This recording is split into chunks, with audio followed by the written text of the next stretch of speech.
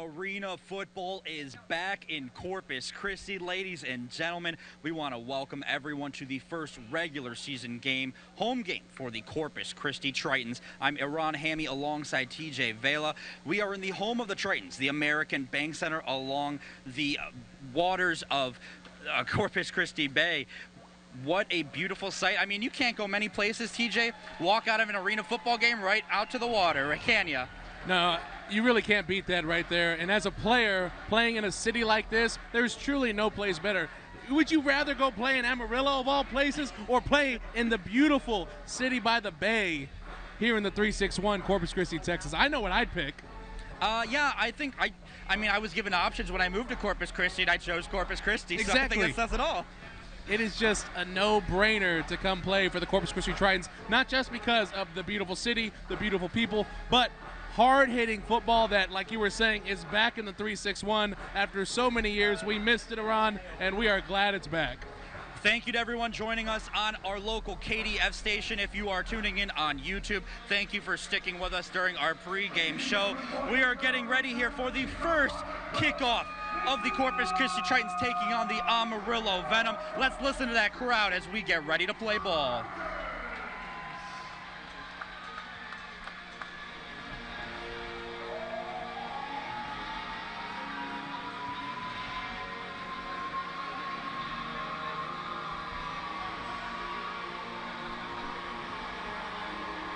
It looks like we need a little switcheroo there, TJ. It's the ref's first game too, Iran. It's the ref's first game too. Well, for those that don't know much about arena football, it is high-flying, it's exciting, it's aggressive, and we do have a little bit of different rules from your NFL and college game, where your first one you're going to see here is the kickoff is going to come back on the end, or excuse me, right in front of the end zone for the Tritons, who will be kicking off first. And as the game's rules go, they make it so every kick is returned, whether that's the offense or the kicking team recovering the ball or the receiving team returning it. There's going to be excitement here on every play. It's important to note too, Iran, you were mentioning the scoring aspect. If Lundy here for the Tritons kicks it through the uprights, that's going to be a point for the Tritons. That you can get a free, you can get 1 point on any type of free kick out there, and so if Lundy is able to put it through the uprights, the Tritons could go up early with no time off the clock at all. That's exciting, and I know people have been vying for that for the NFL as well. I wouldn't mind seeing it because we see kickers bombing the ball through the end zone, so this is a fun part of the game that we get to see in a more impactful way because people love scoring. That's why they tune in, and that's what we're going to get tonight, hopefully, from the Venom and Tritons. A lot of the older generation, they do like the defense. They like very quick, low-scoring games. The newer generations, like us, you know, we like high-powered offenses. Think of the Mike Leach air raid offense. Oh, you yeah. love that kind of stuff. Absolutely. And arena football is exactly that. It's going to be a lot of offense, going to be a lot of hard hits, and it's going to be very exciting for everyone in attendance and everyone tuning in. And you are a former player yourself, so you can chime in here. I believe we're going to see a lot more passes than we are going to be seeing running the ball, especially since a lot of teams list most of their weapons as wide receivers. I was an offensive lineman myself, so I liked running the ball, but I loved when I saw a passing touchdown go for 60 yards down the field, and I think you're going to see a lot of that here today. Here we go, and it's a short kick.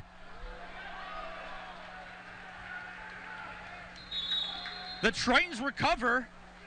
Cole Lundy with a surprise onside kick. He recovers it himself. And it's Tritons ball.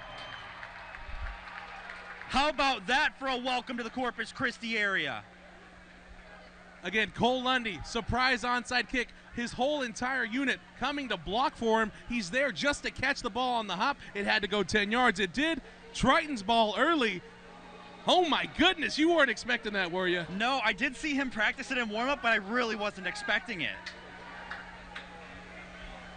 And if you're Amarillo here, you have to regroup. You were obviously expected to get on the field offensively, and now your defense shocked as now they're in the field trying to stop the Tritons from turning and moving the ball down the field. And Jeremy Hunt is under center for the Tritons to start this one. Ball's dropped back. We're going long on the first play. Oh, just in and out of the hands of Richie Anderson II. Great coverage downfield by number 3, Lamar Dixon, for the Venom. You thought maybe going up early, the Tritons were going to sneak one in, and I would honestly do that. You just surprised the Venom special teams unit with the onside kick. That's exactly what you have to do there. Go over the top, as there seems to be a lot of confusion here. Offensive line going downfield. I'm very confused myself. Coach Chavez coming to talk to the ref. I'm not too sure if maybe they thought that he did catch the ball. He clearly dropped it. He clearly dropped the ball. And everyone, but Jeremy Hunt was down here ready to go at the 15-yard line. Now, I'm going to give the Tritons a little leeway. They didn't play their first game. It was a forfeit by the Mississippi Raiders, so they didn't actually have to do anything to win the game last week. But now they're taking the field and trying to put it all together since their first exhibition game, which they steamrolled the Oklahoma Tribe. Yeah, it was 50-18. It's a very high-powered offense. We saw a lot of that, but we talked about it in the pregame. That week off could have just done a little bit to the offensive mindset. All right, we've got it figured out now, and back in play. Hunt drops back over the middle. Caught with room, makes a move across. Takes 3 guys to bring him down. The fans are loving this one. Second play of the game, and the Tritons are threatening. Just a nice little dig route on the inside corner. The Venom playing a zone coverage. No one there to pick up the receiver for the Tritons, and a big yard after catch there, and a big gain to set the Tritons up perfectly here. Hezekiah Grimsley was wide open on that play. Only going to have one runner on this one. Handoff to the left, taken down pretty quickly around the 6-yard line. And the first time we've seen the Tritons try and run the ball here. Maybe we'll see a lot of that when they're within the 10-yard line, as Nick Smith a little slow to get up there after the run.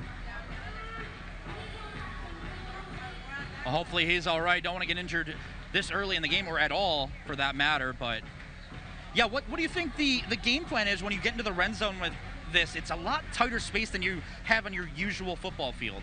It's all about confusing the coverage and the defenders, using a lot of crossing routes and getting people off their man. That's what you have to do in these types of situations. We are going to see a lot of different formations tonight. Hunt's back, looking right, takes off himself, got to be one man to the end zone. Touchdown, Tritons!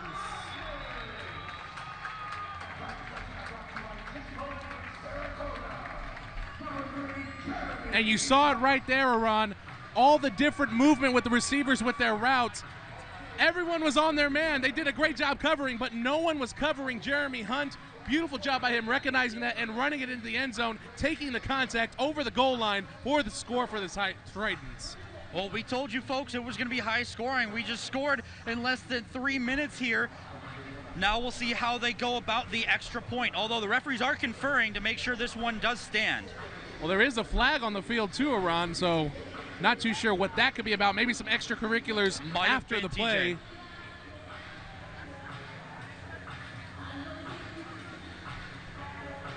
Boy, this feels fast for us. I love it, personally. And I think the crowd loves it too. And I think the team, seeing their quarterback lowering his shoulder, going into the end zone, barreling in like that, they love that more than anything to put their team up 6-0 here. Shout out to Jeremy Hunt, who played his college ball up in Ohio in the University of Findlay, which is from my neck of the woods. So love to see some Ohio talent down here. I'll give you the Ohio love now. I was giving you some tough love in the pregame, but I'll give it to you there. As the touchdown's confirmed, but a personal foul on the Tritons after the play.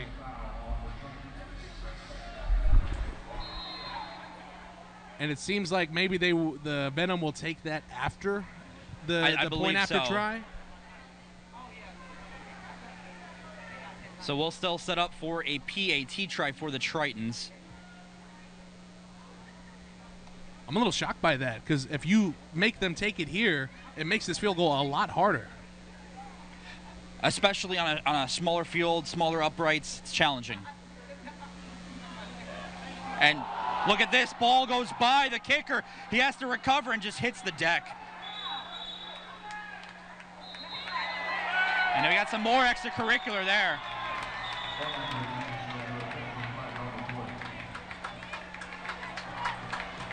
And that's big number 56, Nolan Bryant, coming in, and the refs are going to get him with a late hit Not too sure how this will affect that play. I'm pretty sure now the Tritons will just get another chance to go at the extra point.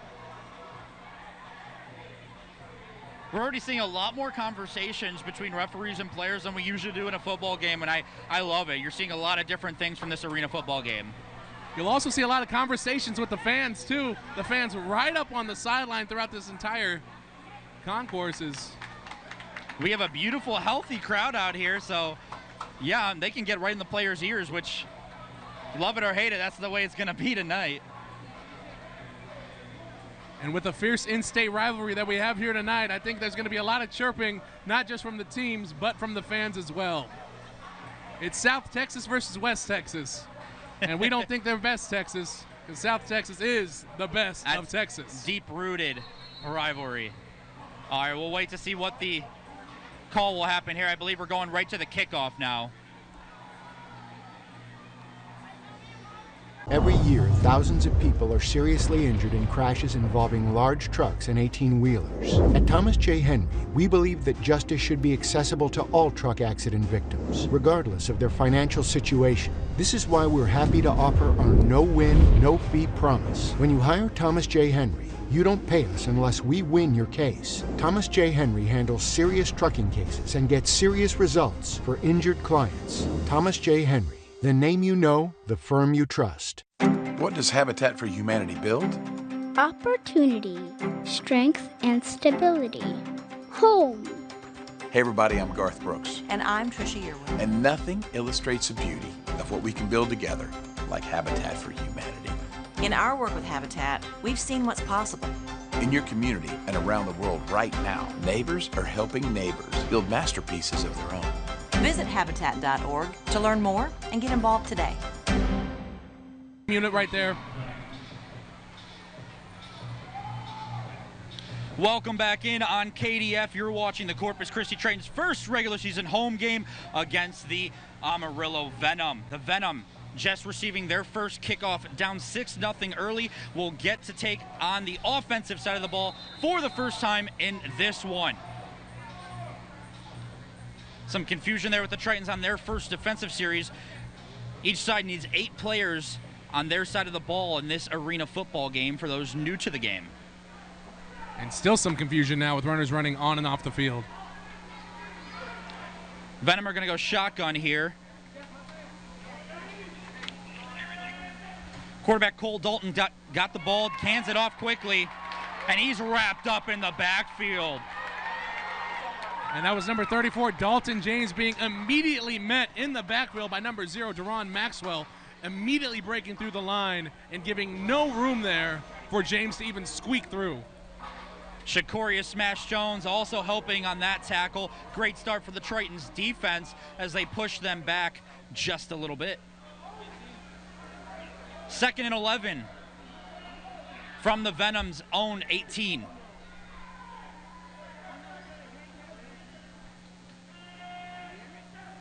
Dalton takes the snap, looking left.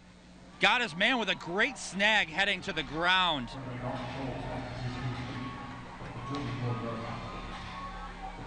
Venom moved the ball up towards the 24-yard line. It's going to be 3rd down. Just a nice hitch route over there on the far side of the field. Not much you can do as a defender, but after the receiver catches, just touch him and make sure that you can live to fight another down. Absolutely. Still got to make sure those players are down as long as they don't give themselves up. Snap is back. Over to the left side, broken up. And we've got a player missing a helmet as some jawings going on farther down the field. Yeah, right there, Deron Maxwell for your Tritons had his helmet ripped off by number 4, Rodney Pierre of the Venom. Right there, Pierre just blocking all the way after the whistle, and obviously Maxwell didn't take too kindly to it. And now a big 4th down play here for your Tritons defense. 4th and 5 from the Venom's own 24. And as TJ mentioned, we're not going to see any punts tonight.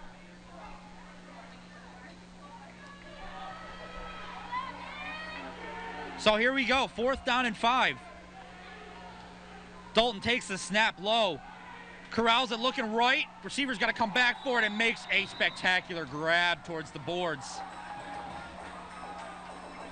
That's a first down for the Venom, right around the 12-yard line. And just a great comeback route there from number 11, Z. Roberson. It was great coverage by the Triton defender, but a perfect pass from Cole to leave that where only his receiver could get it, and a huge first down for the Venom. That pass rush held up very nicely for the Venom there in those last two plays, but the ball's still going to be getting out quick on these. Here we go again. And that's just as I say that, Tritons break through, but the pass gets off. He's got open daylight. That's a touchdown for the Venom as he trucks his way into the end zone. How about that as a response? Yeah, that truly was a response, and that got the Amarillo faithful here in the American Bake Center on their feet. The receiver there lowering his shoulder, lowering the boomstick on a Triton defender. And what a way to come back and answer the Triton touchdown.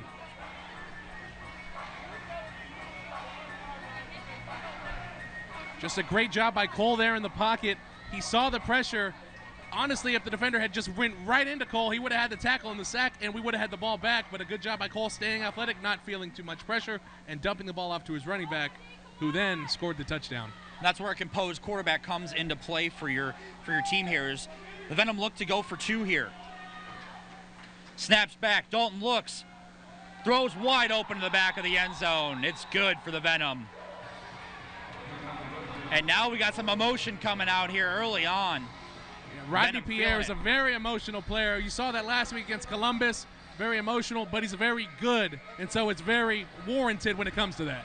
Every year, thousands of people are seriously injured in crashes involving large trucks and 18-wheelers. At Thomas J. Henry, we believe that justice should be accessible to all truck accident victims, regardless of their financial situation. This is why we're happy to offer our no-win, no-fee promise. When you hire Thomas J. Henry, you don't pay us unless we win your case. Thomas J. Henry handles serious trucking cases and gets serious results for injured clients. Thomas J. Henry. The name you know, the firm you trust.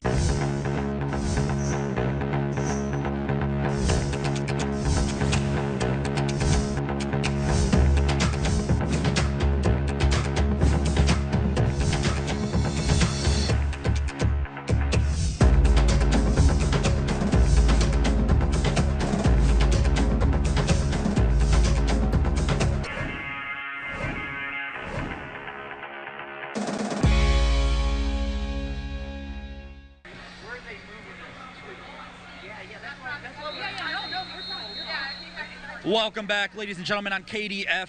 The Venom have taken an 8-6 lead and now about to kick off to the Tritons.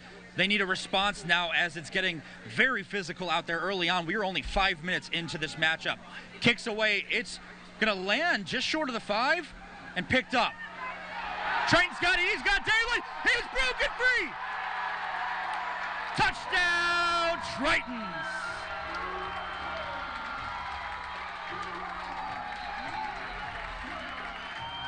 And it was a great return by Deron Maxwell, but unfortunately, I think it's going to be brought back on the penalty call. There is a flag on the field. What an exciting play. The fans immediately jumped up, but that one is going to be called back. A holding penalty there will negate that touchdown. But you're right, a very exciting play. But that's what you see in arena football. With the shorter field, you see very explosive plays like that. And with athletes like Deron Maxwell, that's exactly what you're going to get, not just today, but all season long. Bradley Chavez, coach for the Tritons, is out there looking for an explanation. He's become a guru on the offensive side of the ball for those that know him here in South Texas. He was coaching just down the street at Corpus Christi Miller High School. The Buccaneers known for their great offense, and he's brought that here to the Tritons as they take over for their second offensive series. Hunt under center. Flag right away, ball goes out wide, it's caught. And we got some more extracurricular going on. So right now, the Venom are their own worst enemy, because that play right there was going to get called back. An offsides on the Triton. They would have been pushed 5 yards back, but there, because of that penalty, it's just going to offset everything, and now we're just going to run another first down play. Absolutely, and these players have to keep their emotions in check because 2 personal fouls, and they could be ejected from this matchup. It's one of those things that these rivals in state, they know everything going on. Is the Triton are ready to play, but the ref's still trying to work out everything that just happened there. Hey, if it takes some time to get it right, we don't mind. The Triton are like, let's just play right now. Snap your fingers, do your step, and let's play another down. Shout out to our in-house DJ, only playing the hits. Oh, 2 penalties across against the Venom, so the Tritons will move the ball down towards the Venom 10-yard line. A big pickup for Corpus Christi here after what they thought might be a stalemate. So that must have been another double penalty. So you had the ones that offset, but you had the extra one on top of it. But again, the Venom are their own worst enemy now, because with those 2 penalties, that puts the Triton in prime scoring position here on their own 10-yard line. And we still have fans filing in here, so if you're still watching the game at home, feel free to come down here. You might be lucky enough to sit right in front of me and TJ. I think they'd rather come here and not have to listen to us, you know? Oh, we're still trying to figure this one out with the yardage. Oh, yeah, if he moves that ball, this crowd is not going to like that.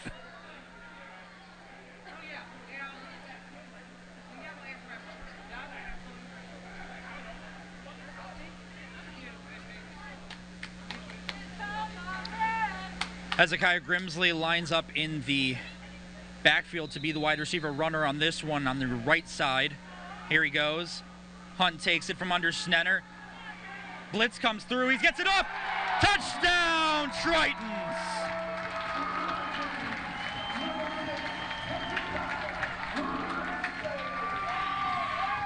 Are you not entertained? I am very entertained. How can you not be entertained with great plays like that? Wipe me down like Boozy. A great crossing route over the middle that Hezekiah Grimsley runs perfectly, outruns the defenders, and a perfect throw by Jeremy Hunt. What could you expect? It's so perfect, and now your Triton are back up 4. It's 12-8 Tritons as they try for the PAT this time, trying to correct a mistake from the first point after try. Cole Lundy ready for it. It's up. No good. Just nicked the post to the left. And again, we have some jawing going on the field. It is 12-8 Tritons as we head into a break on KDF. We'll be right back after this quick message. Hi, this is Jose with As's House Buyers, and I buy houses for cash. I buy houses in good condition, bad condition, in any price range, all over Corpus and the surrounding areas. I buy inherited houses, divorce houses, behind in payment houses, vacant houses, small apartments, and land. I even buy my tenant won't pay me the rent houses. If you own a house and want to sell it fast, call me for a fair cash offer. Call 361-260-6000. That's 361-260-6000. So you've been injured in an accident, and after everything you've been through, the doctors and lawyers get all the money and you only get what's left over. Well, that doesn't work for me. At my law firm, we still charge 33% on most injury cases when other lawyers charge 40, 42, and 45%. On a $100,000 settlement, that's another $10,000 in your pocket. I'm attorney Timothy Robb, so when you're in an accident, call me and I'll make sure you get all the money you deserve.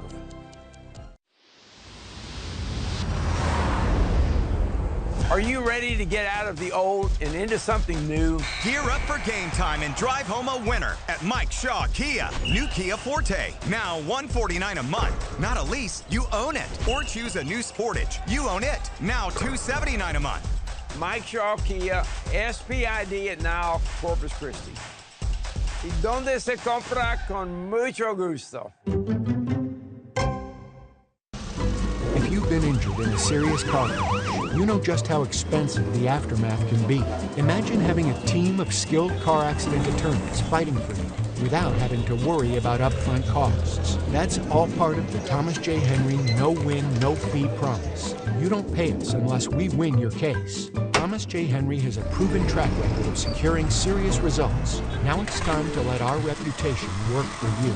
Thomas J. Henry, the name you know, the firm you trust.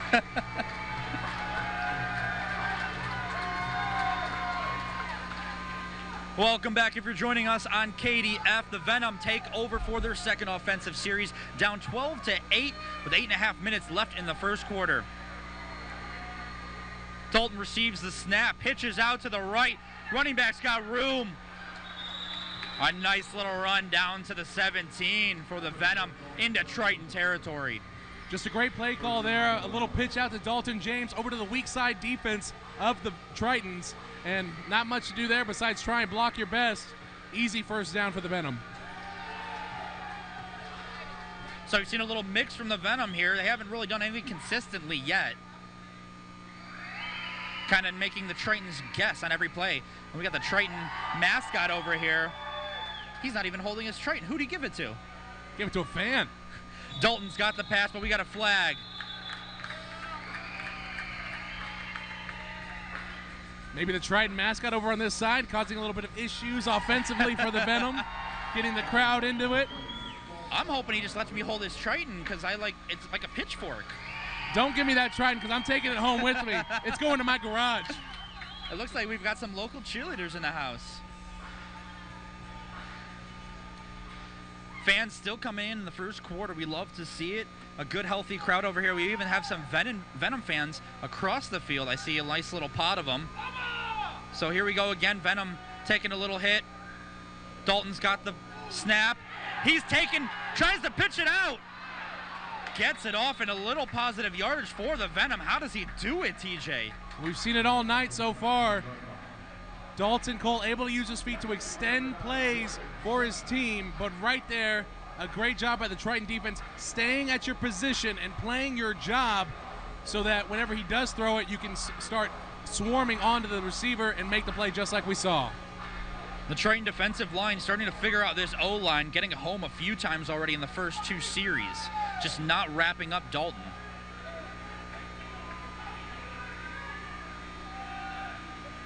Quarterback Cole Dalton giving out his signals to his wide receivers as he takes the snap here. Comes the blitz over the middle, broken up once again by the Tritons. Perfect coverage over there on the left side of the field by number 11, Fabian McNichols. A great throw by Cole, but better coverage by McNichols. And now a huge third down here for the Venom. It's going to be 3rd and 11 from about the Tritons 20.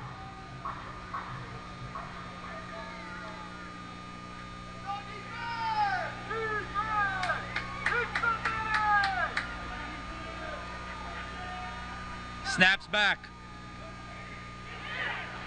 Dalton scrambles, a little jump pass just out of the reach of his receiver. He had daylight if he caught that one.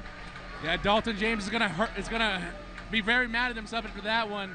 All he had to do was put two hands on the ball, and that would have been an easy touchdown for him and his team. But luckily for the Tritons, that's not the case. Tritons got away with one there, and we're going to have our first time out from the Venom as they want to figure this 4th down out. 4th and 11 from the Triton 20-yard line. How do you think the defense is doing so far? Fuel your mornings with a breakfast pirata. Come to Taco Palenque and order our delicious potato and egg or potato and chorizo pirata taco for only $2.49 for a limited time. Only at Taco Palenque. Right now they're doing a good job, and it's going to be right here. Bend, don't break. Big 4th down stop coming up here for them. They've been getting home. They've been causing 4th downs for the Venom. Just haven't put it away yet. This is their chance now to kind of take some momentum and extend their lead. It is 12-8 Tritons as the Triton mascot has now come to our section. And this is fans' first interaction with him as it's the first home game for the Corpus Christi Tritons. A very exciting time as we're seeing a lot of interaction around this area. I love to see it. A little photo op here as we get ready for play.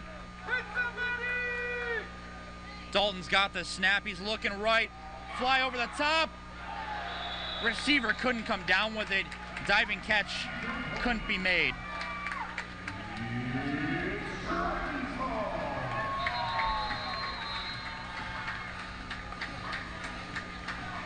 We've got a timeout here on the field, and that is a change of possession is about to take place for the Big stop right there for the Tritons. It was a great throw by Cole Dalton by the receiver.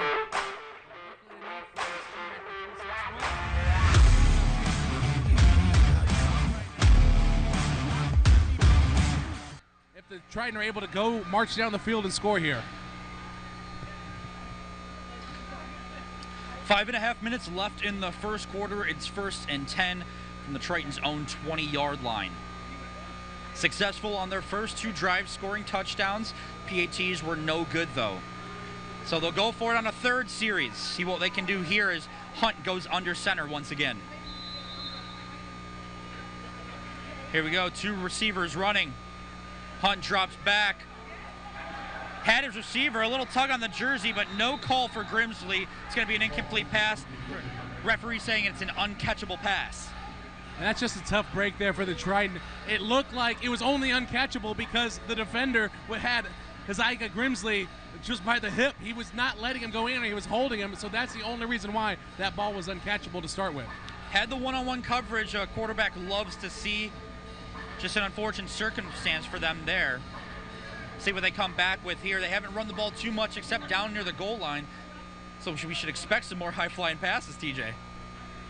Right now, too, I'm interested to see, only because a lot of the Triton's success has been due to Venom penalties. So here we're trying to see if the Triton can really move the ball down the field. We got a false start penalty as the Venom are ready to bring the blitz on that one.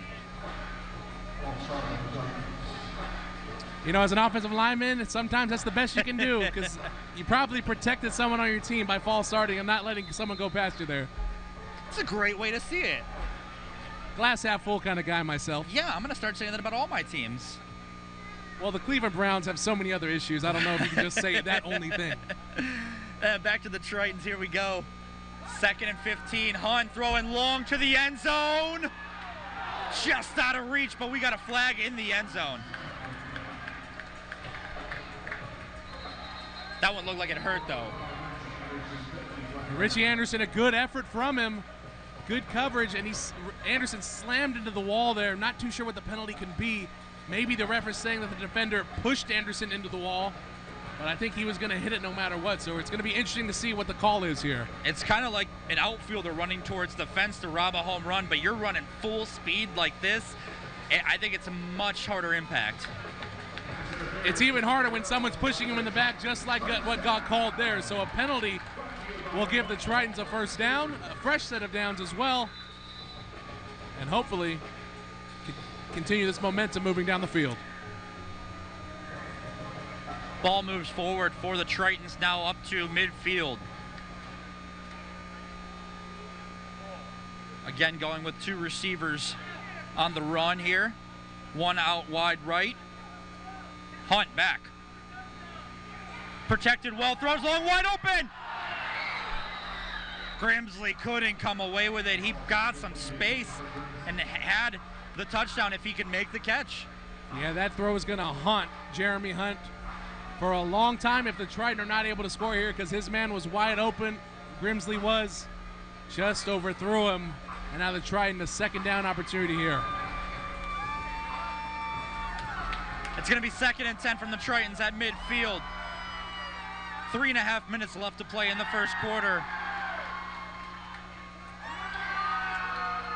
Here we go. Hunt, wide open receiver on the left. It's Grimsley. Gets between 2 defenders and drags him a little bit down to the 5. Great footwork over there by Grimsley. He faked the in route, ended up running a hitch, and he was left wide open there in zone coverage. Hunt easily found him, and another first down for your Triton. Triton will be at the 6 with 1st and goal. Last time they were in this position, they ran the ball. They now have a running back in the backfield. Grimsley in motion. It's a quarterback keeper as Hunt picks up about 2 or 3 yards, but a flag is on the field.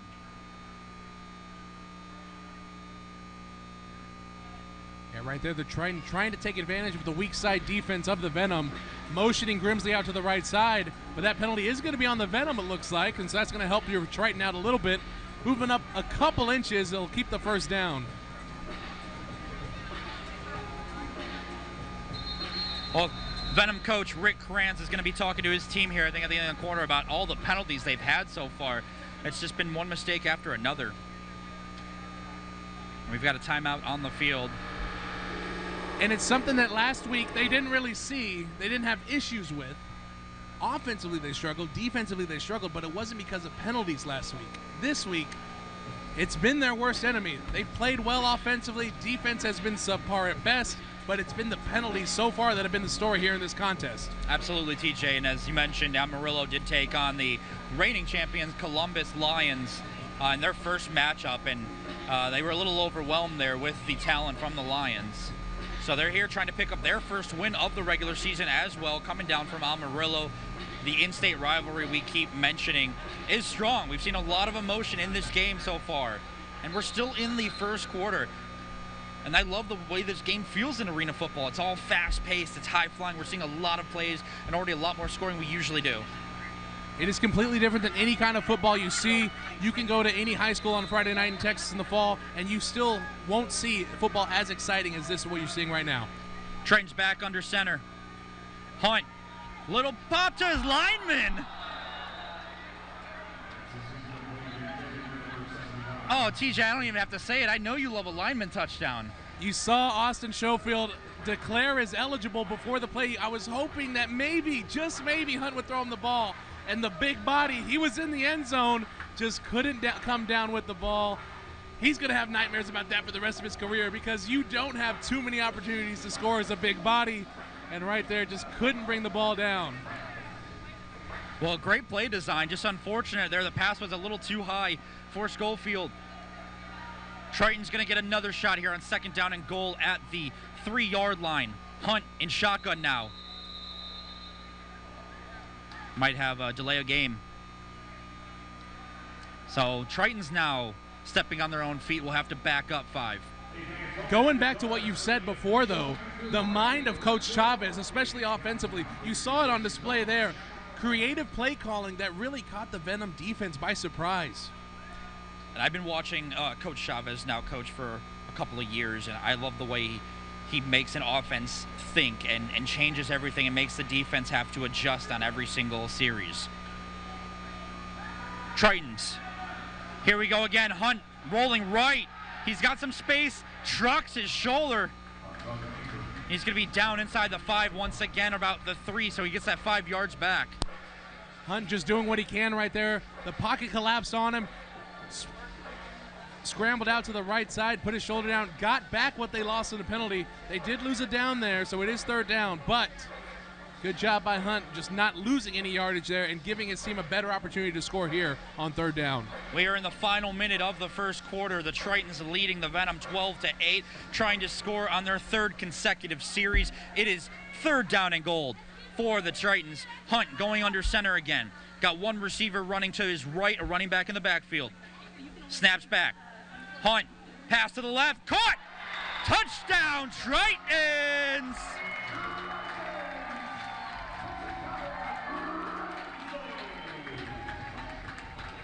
Coach Bradley Chavez motioning for the 2-point conversion.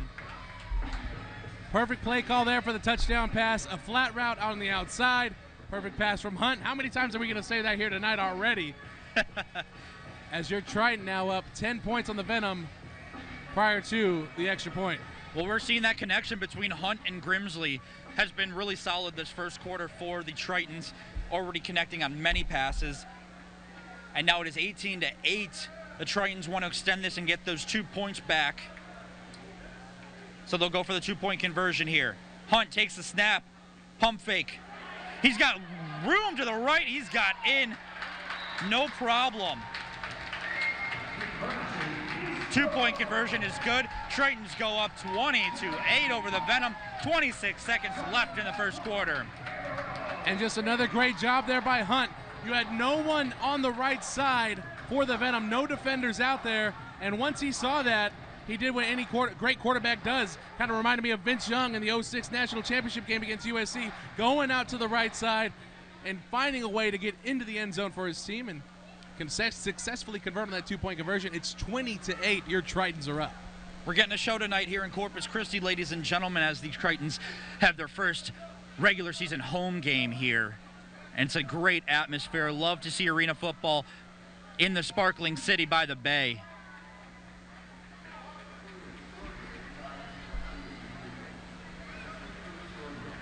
As we get things situated, the Tritons are getting ready to kick off once again. I have to keep saying it, like this game feels like we've been here a long time. It's only the first quarter. We have been here a long time, honestly. It's been 40 minutes already since kickoff, and we're barely about to get through the first. It's what comes with high-scoring games. You have a lot of stoppages, and also the penalties have stopped a lot of time as well. Lundy, another squib kick to about the 20 of the Venom. Caught, trying to get to the middle of field and brought down before midfield. I like the strategy that Coach Chavez is doing right now on special teams. He doesn't want to kick to Rodney Pierre deep because he knows how explosive he is. So he's done, the onside, he's done squib kicks, and there a pooch kick to the middle of the field because he trusts his defense to get the stop 25 yards and in. And so right now I'm really liking Coach Chavez and what he's doing. And we're seeing how the tactics have to change in arena football because there are no, per se, touchbacks. So he's finding a new way to limit their receivers. I still want to see Lund put one through the uprights from deep, though, for 1 point. Trust me. Definitely want to see that. I want to see that.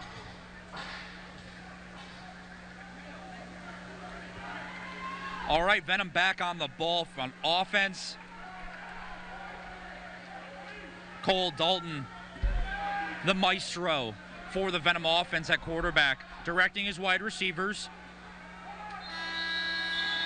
Unfortunately, the clock has struck midnight on them as we're going to head into the second quarter here. The Tritons lead 20-8.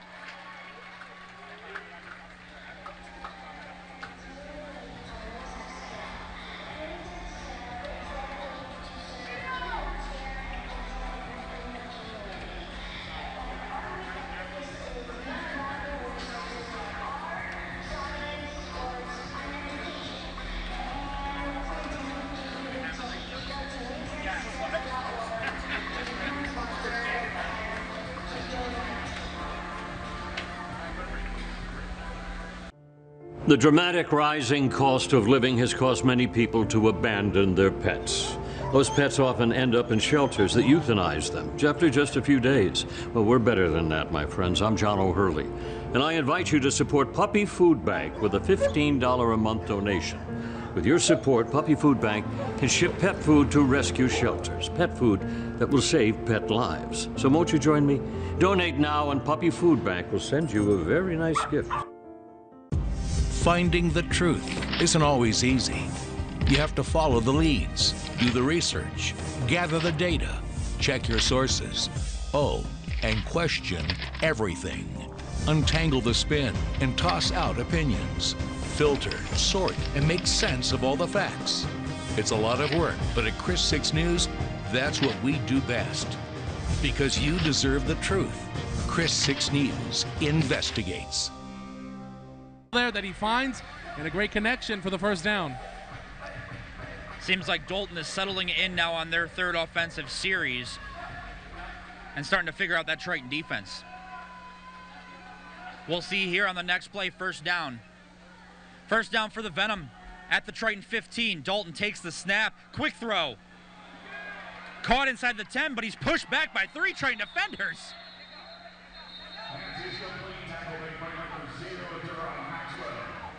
Maxwell in the coverage. And a great hitch right there to Rodney Pierre, and great coverage by Maxwell. You kind of wish that Maxwell brought him down, as Maxwell's getting into the head a little bit of Pierre there. I don't know if y'all saw that at home. Maxwell offering out a high five and pulling a schoolyard trick on him, bringing it back. Said, too slow.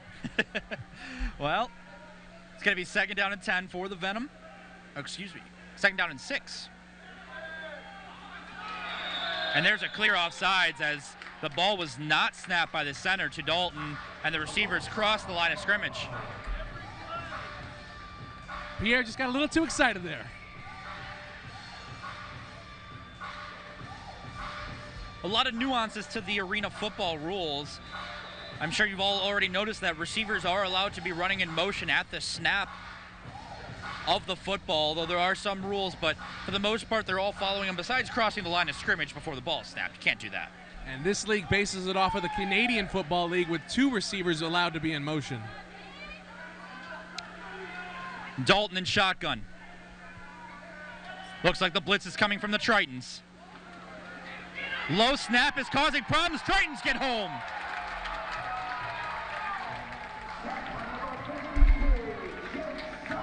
And you called it right there, Iran. You saw number 52, Chase Alasakis, identify himself as the blitzer. You called it perfectly. And a great job by Nick Smith coming off the edge to apply that pressure. And right there, the Tritons defense makes a huge play, and it's 3rd and long now. 3rd and 21 for the Venom as we're heading towards 12.5 minutes left in the second quarter. Tritons lead 20-8. And now, Coach Kranz for the Venom has to come up with something special. Right here, I'd say you got to get about half back just to make your 4th down play worthwhile going into the end zone. So you're looking for about 10 to 15 yards here on this play. And that's not going to help. Might be a delay of game on the Venom.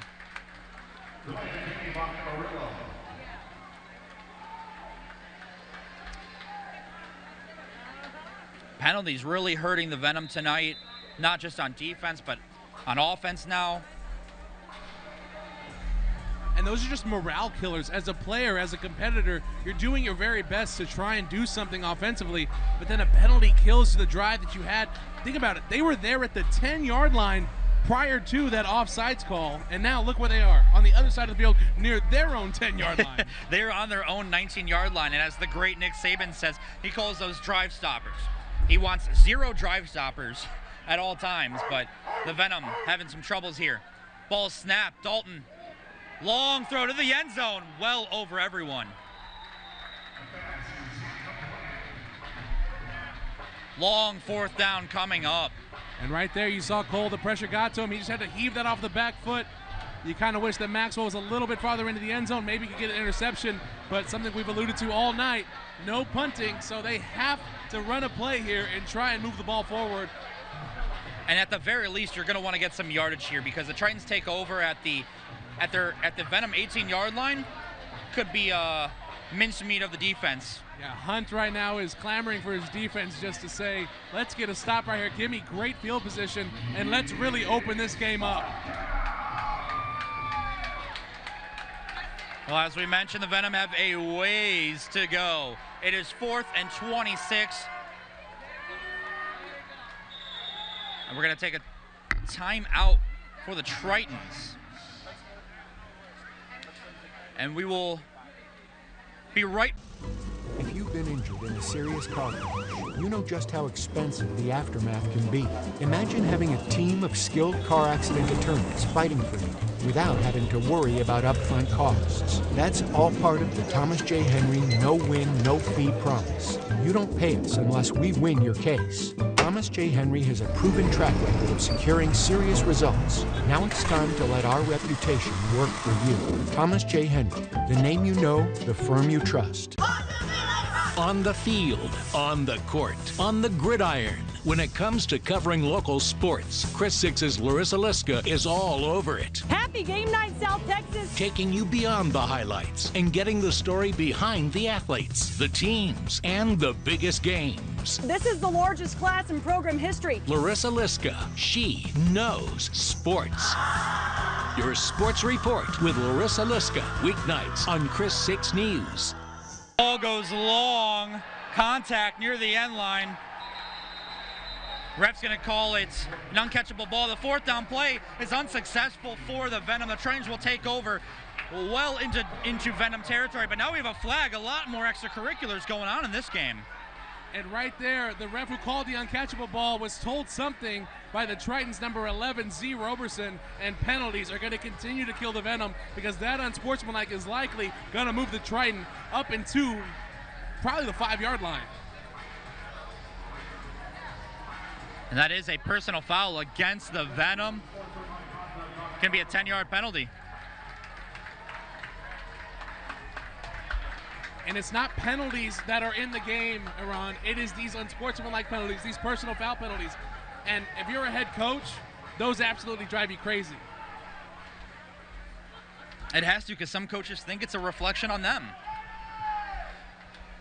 Nonetheless, the Tritons take over inside the Venom 10-yard line. Hunt under center, looking to strike soon and fast. time. The pass is incomplete over the middle. He got some good protection back there. Throw just could not be connected with his receiver. And number 22, Chris Jones, just great coverage there, right on the hip of the Triton receiver, and there was really nowhere for that ball to go other than to the back of the end zone for an incomplete pass.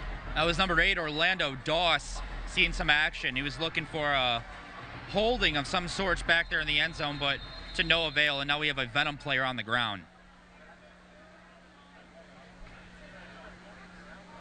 That's actually Chris Jones, the one who made the play on the last defensive stop. You saw him hobbling back afterwards, and he fell a little awkwardly to the ground. And right now, coming off the field and as a substitute goes in for him. But you do not want your starting corner out when you're trying to make another red zone stop. Triton, second down. Hunt on the ball with plenty of time to the left. Just out of the reach of a diving receiver. A good route there by Hezekiah Grimsley, but just a throw that was a little off target from Hunt. He had Grimsley there. The ball was just a little too low for his liking. So now the Tritons face a third down. Will the Venom hold up? And we have a timeout on the field. So the Venom are having some good fortune right now deep in their own territory after penalties pushed the Tritons all the way inside their 10-yard line. Yeah, if you're the Venom right now, this is all you can ask for. Bend don't break. We talked about it with the Tritons defense. If the Venom defense can do exactly that and maybe only hold the Tritons to 3, that's a win in their book, especially where the Tritons started. I would be very surprised if Bradley Chavez went for a field goal here. You and me both, but you never know what can happen in arena football, and I don't want to get that out of the mindset. That's what we're selling here, the unpredictability. All right, the play clock has resumed. Hunt under center for third down. One receiver in motion. Over the top, the lineman again, but Hunt cannot connect. The lineman was wide open. Was that Schofield again? That was Schofield again, and he is going to hate that. That wasn't his fault, I will say. That was Hunt. He felt the pressure from the Venom and overthrew him, and the big fella upset right now, Please tell me how many chances you got in your career to catch a touchdown. He just got 2 in one game. High school, I got 1. College, I got none. And right now, if I'm him as a professional, oh, man, I'm punching the air. They're going to have a long discussion in halftime. This is so much fun. I'm going to put money on that he's going to have another shot by the end of the game, or another lineman. Tritons take another timeout here as we are approaching 8 minutes left in the second quarter. They still lead 20-8, but now 4th and 10 as the Venom are trying to hold them after a couple of mistakes. And for the Venom here, again, if you can make a stop, get the ball back to your offense, that would be huge. It's one of those moments where it could be a turning point in the game. Obviously, you've had a lot of emotion on the Amarillo side, and it hasn't paid off for them. But here in this situation, if they're able to make a stop, force the Triton to give the ball back, it could be one of those momentum-changing type of drives that hopefully, if you're a Triton fan, doesn't happen.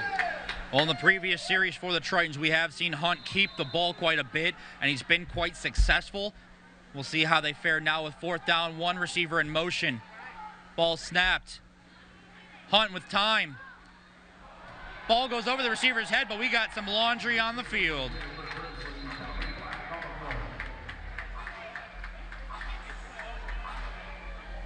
It looked like an obvious defensive pass interference, but we will get the call here from the officials as the ball was near the receiver. And that's what it will be. The Tritons will get their first down. And you saw it earlier. Chris Jones, the starting DB for the Venom, went out with an injury. Right there, his sub, number 1, Roderick Kirkland Jr., gets the penalty against him. That penalty extends the drive for the Triton here. And now a fresh set of downs from the what, 2-yard line? 2-yard line for the Tritons. Hunt under center. He's got one more receiver in motion. Make that 2 now with another receiver to his left. All 3 to the left. Hunt keeps it. And a great stuff by the Venom. He went nowhere. And more extracurriculars. Yeah, right there, the receiver for the Tritons absolutely flattened a defender for the Venom, put him on his back. And he got up, not liking that one, but a great, going back to the play, great stop there by the interior D line for the Venom. Really left nowhere for Hunt to run, and they brought him down. And now it's going to be second and goal for the Triton. Approaching 7 minutes left in the second quarter. Venom doing well besides this DPI they just had. Almost held the Tritons.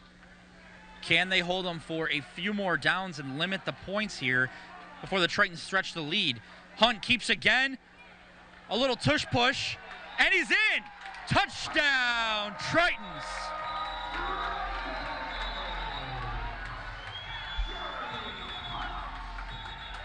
And just more unsportsmanlike penalties coming from Amarillo right now.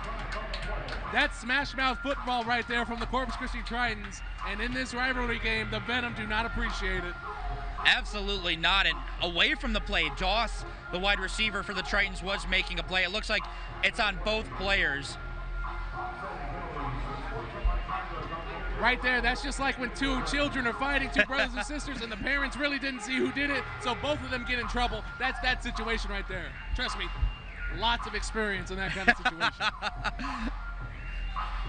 I'll have to take your word for it here. So the touchdown will stand. We'll find out what the Tritons want to do here to extend the lead. It's 26-8, under 7 minutes left before halftime. If you guys are noticing, these arena football leagues do allow for at least one coach from each team to be on the field at each time to kind of help the process here. So it looks like they're going to go for 2. Tritons want 2 more. Here we go. Snapped. Hunt. Throws. It's deflected. Up. And falls to the ground. The try is no good. But the Tritons still lead 26-8, and we will be right back on KDF. And no, hold up. Looks like there is another flag on there. We're gonna stay right here and replay that down, replay that try. All right, now, that wants a break. The dramatic rising cost of living has caused many people to abandon their pets. Those pets often end up in shelters that euthanize them after just a few days. Well, we're better than that, my friends. I'm John O'Hurley, and I invite you to support Puppy Food Bank with a $15 a month donation. With your support, Puppy Food Bank can ship pet food to rescue shelters, pet food that will save pet lives. So won't you join me? Donate now, and Puppy Food Bank will send you a very nice gift. When the time comes, we must be ready. When every second counts. Be ready. Act fast. Do not give up. Push hard. Keep pushing when it's all on the line. Be there for each other. Give it everything you've got. Do more for your team.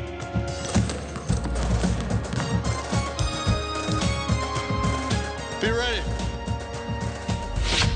Stay ready. Call 911. Be ready. Be ready. Be ready. Be ready. Be ready. Call 911.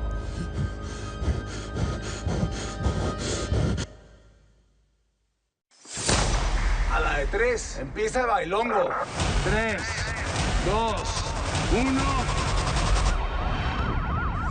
Quiero la cabeza del cabo.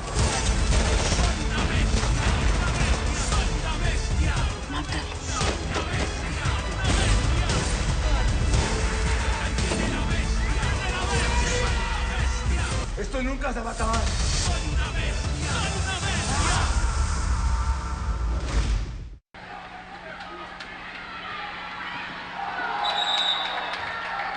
And welcome back. The Tritons just kicked off to the Venom.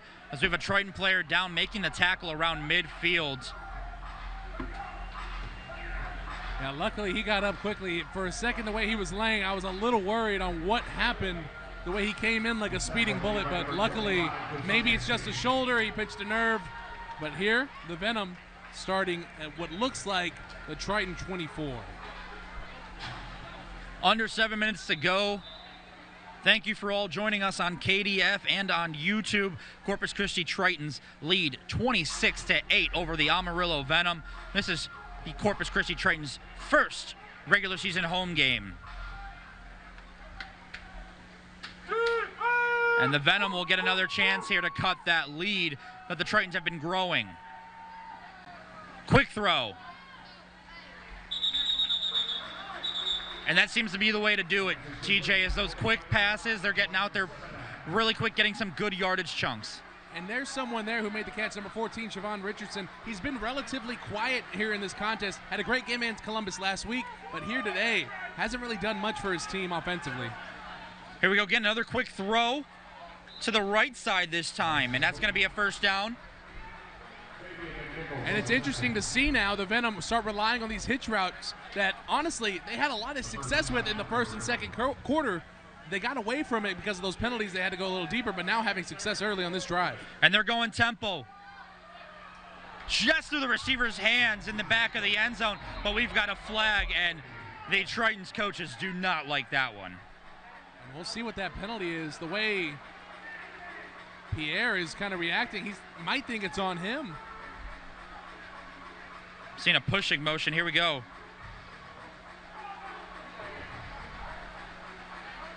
Well, Venom are backing up. I don't know about that one, Ron. That looked like it was catchable. It looked like easily. The receiver had his hands on it. Yeah, the Pierre looked like he could have easily caught that. I don't know about that call. I'm a little stunned by this, but okay. It'll be second down for the Venom.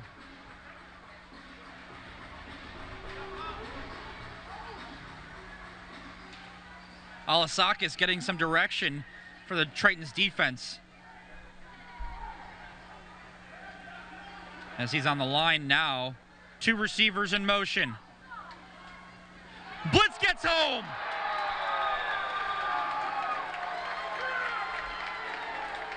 Nick Smith.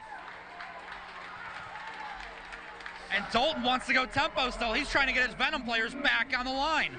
Nick Smith laying the boomstick right there on Cole. A huge second down sack, and now it's third and long for the Venom. Bad snap again, picked up by the running back.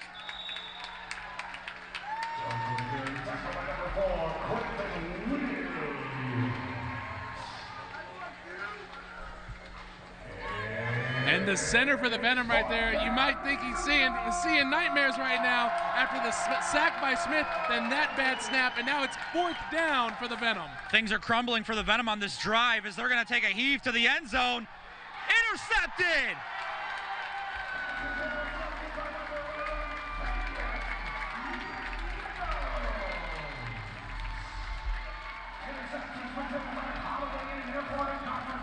Well, if you're a Triton fan, you are pumped up. Right there, nothing for Cole to do. Pressure was getting to him. We've seen him have to throw off his back foot all night long there, trying just to get one into the end zone. And right there, Fabian McNichols says, "Give me that. I'll gladly take it for an Easter egg hunt prize." And now it's Triton ball at their own 10-yard line. Yeah, happy Easter to all those who are celebrating. Fabian Nichols getting an early present there. Tritons take over on their own 10. Hunt is back, going long. Caught by Grimsley.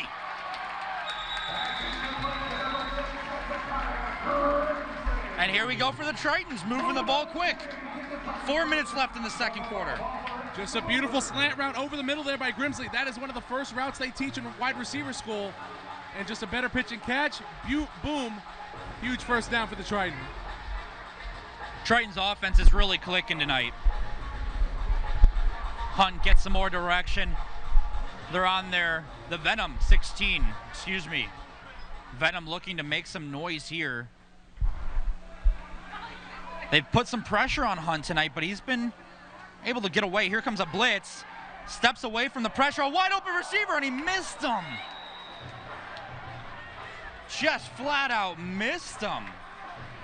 As a quarterback, sometimes it's easier to throw to receivers who are heavily covered than the ones who are wide open. I think we saw it right there. Hunt completely misses his receiver, and that's a touchdown that's going to go to waste for the Tritons. Doss just had to watch the school bus drive right by him there. Nothing he could do. Sometimes the receiver's just too open. That's all it is. You know, I get it. When I'm too open in basketball, I will always miss. And we're going to have a timeout on the field for the Tritons. They want to figure this one out. They're having a lot of conversations to figure this out. They were clicking until that last play. Visit coastalbandconcept.org.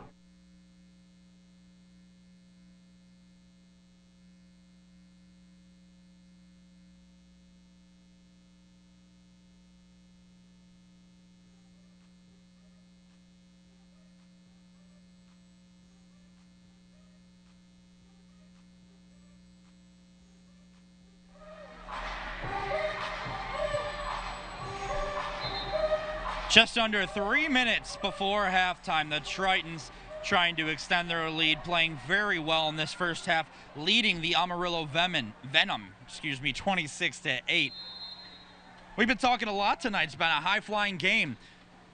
Tritons on second down, caught towards the 5 and into the boards. Is that Grimsley once again? That was actually Orlando Doss out there. Doss on the action. His first catch of the day, and a very hard-earned one at that, going into the wall after making contact. Well, Doss has been on some good plays and has just missed his opportunities, especially the one that just happened where the ball sailed over his head. So now he's contributing, and he's looking to make a score here to extend this Tritons lead.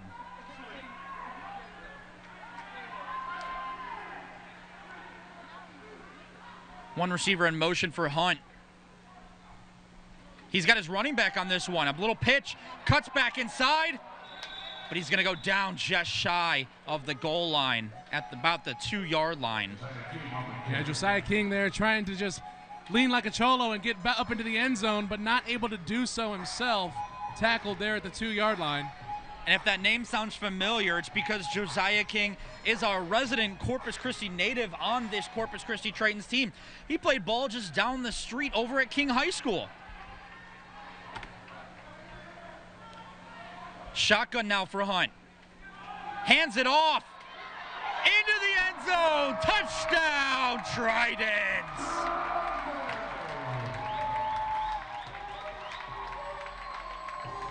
Just a perfectly executed power play to the left right there. You just mentioned it, the Corpus native, Josiah King. What do they say at King? King is king. King right is there, king. King gets into the end zone and puts his team up even more. Well done for Josiah King to add 6 more on the board. The Tritons running away with this one, 32-8. A minute and a half left before halftime. And I think Coach Chavez wants to go for 2 once again. Just put this one out of reach. There is no reason to take your foot off the gas, especially since we're still in the first half.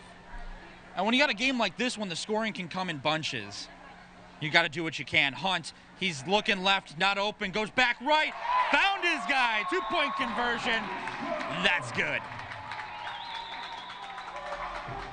34-8, Corpus Christi Tritons. The Venom needs some answers.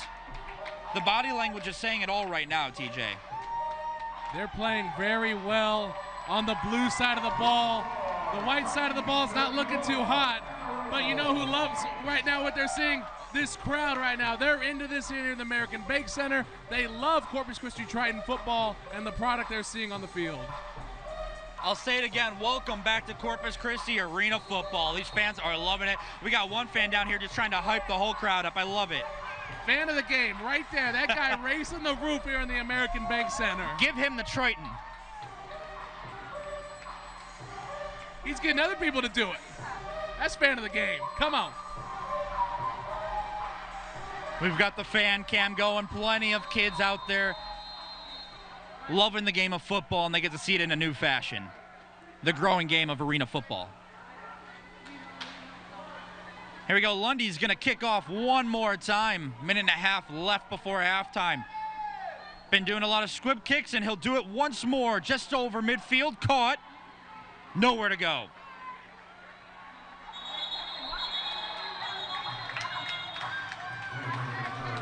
The energy is up with this Tritons team, and you can see it. You can feel it. The Venom just feel lackadaisical right now. And it wasn't like this at the start of the game, Iran. Absolutely It looked like not. it was going to be a dogfight both ways, with both offenses scoring on their first drive. But now, as the game has wore on, I think you're just seeing the effects of conditioning, the effects of coaching, and it's just a testament to what the Corpus Christi Triton and this organization have built. They've just done so well offensively, defensively, and on special teams, and that's why they're up 34-8 on their in-state rival. And we're not counting our chickens yet. Still first half, but the Tritons are playing very well. The Venom trying to get on the board once more before halftime now. Dalton got pressure. Wide open receiver in the middle, and he missed him. But he took a big hit from Alasakis. Yeah, Chase Alasakis just put his helmet right into the chest of Cole right there.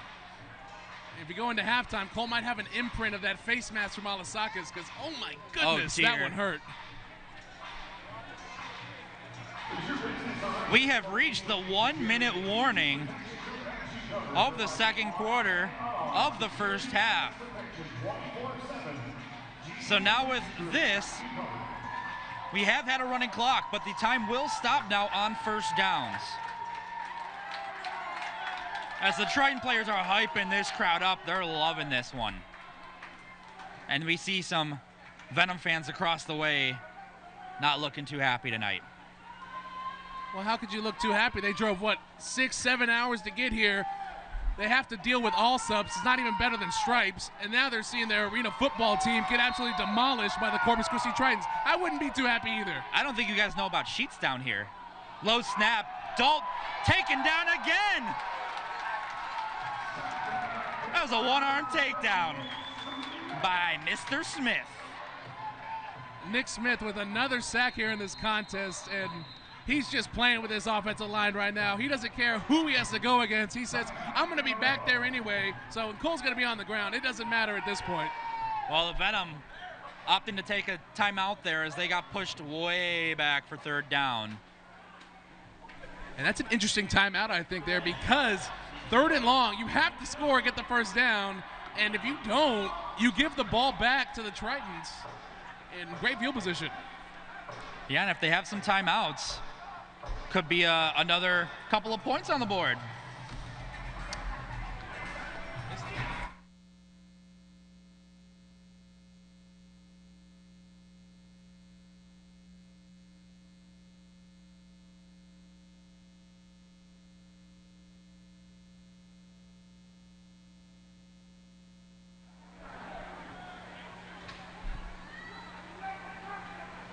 "45 seconds remain in this first half.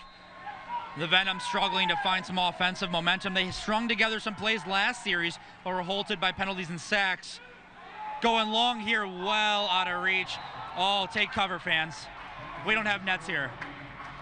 And right there, I think you just see what happens when you're able to sack the quarterback as much as the Tritons have defensively. Cole doesn't want to get sacked again, so he just throws it away, and that's huge because that stops the clock for the Tritons defense, who now has a big fourth down stop to now give the ball back to their offense potentially. 4th down and 20. The Venom have to get to the Tritons 15. Blitz is coming. Caught around midfield and taken down just thereafter. And that's all you needed to do if you're the Tritons defense. You made the stop, you gave the ball back to your offense, and the clock should stop. I don't know why it's still running. And the referees figured it out. So we'll just half the field to go. The Tritons will have 25 seconds to try and score once more before halftime. And just, TJ, you got to see the body language from the Venom right now. If you're an offensive lineman after the last few series, how do you rebound yourself? At this point, you just have to compartmentalize, talk to your unit, talk to your quarterback, just understand what's going wrong, and try and come back out there in your next series and try to prevent all this from happening. Sacks like that is just because of lack of communication. That's all it is.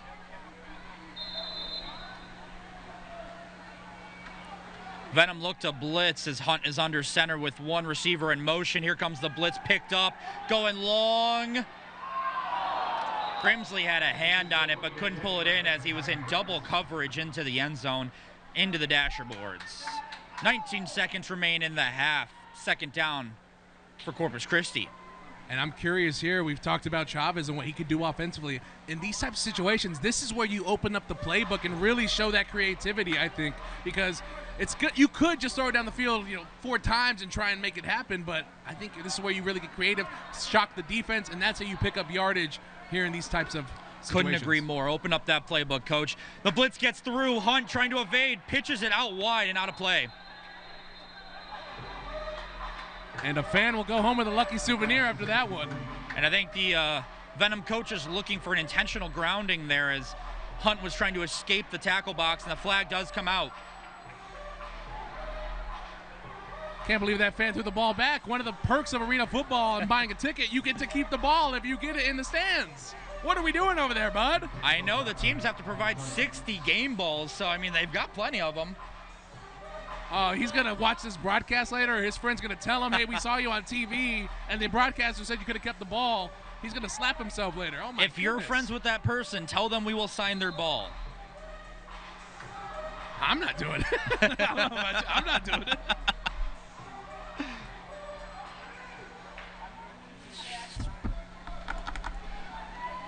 Third down for the Tritons. It's a loss of down on the intentional grounding penalty.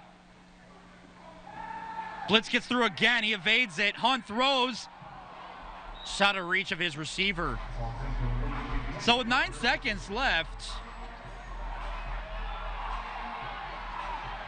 and we've got a Venom player on the ground here. I hear Venom fans calling for a penalty against the Tritons. Yeah, right there, the Venom defender just trying to win an Oscar, doing his best acting job, trying to draw a penalty, but luckily these refs are smart enough not to call a silly penalty like that in this type of situation.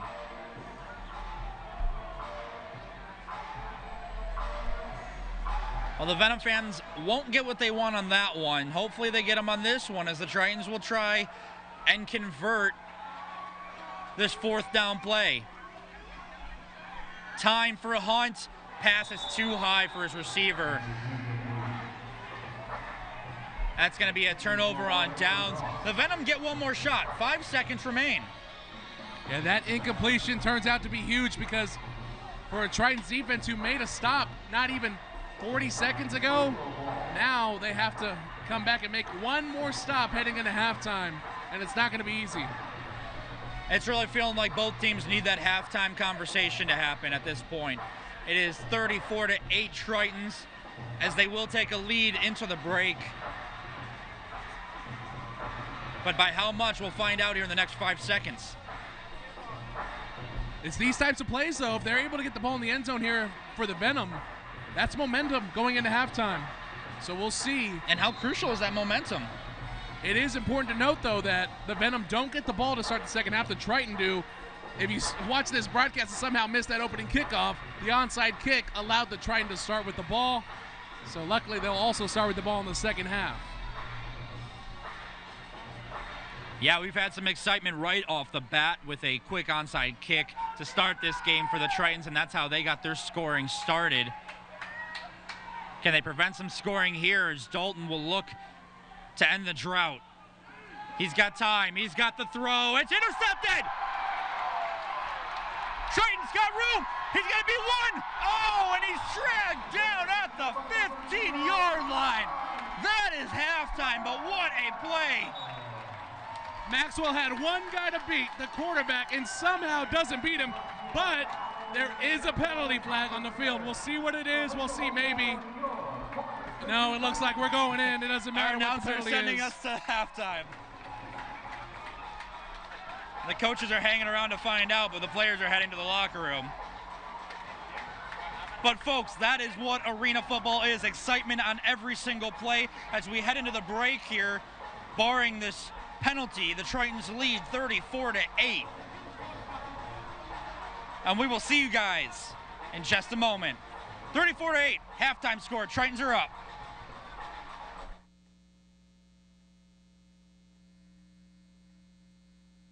A workplace accident can quickly leave you unable to work, causing monthly bills to start piling up. At Thomas J. Henry, we understand the financial stress that can follow a serious on-the-job injury. This is why we offer our no-win, no-fee promise. You do not pay us unless we win your case. Simple as that. Thomas J. Henry secures real results for real people. We don't let cost keep you from getting the compensation you deserve. Thomas J. Henry, the name you know, the firm you trust. Are you ready to get out of the old and into something new? Gear up for game time and drive home a winner at Mike Shaw Kia. New Kia Forte. Now $149 a month. Not a lease, you own it. Or choose a new Sportage. You own it. Now $279 a month. Mike Shaw Kia, SPID at now Corpus Christi. Y donde se compra con mucho gusto. When the time comes, we must be ready. When every second counts. Be ready. Act fast. Do not give up. Push hard.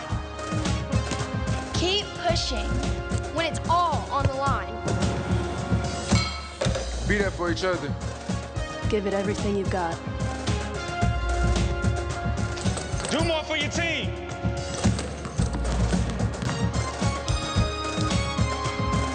Be ready. Stay ready. Call 911. Be ready. Be ready. Be ready. Be ready. Be ready. Call 911.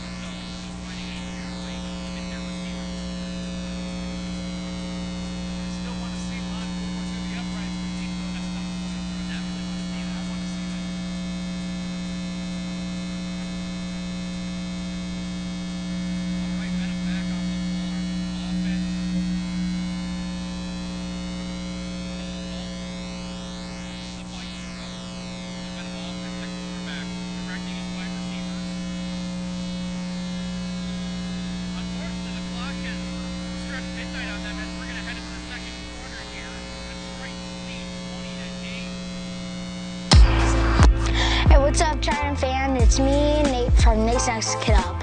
And Nate's Next Kid Up is dedicated to serve kids in foster care and kids within the community. And our main focus is new and valuable resources like art, science, sports, and education.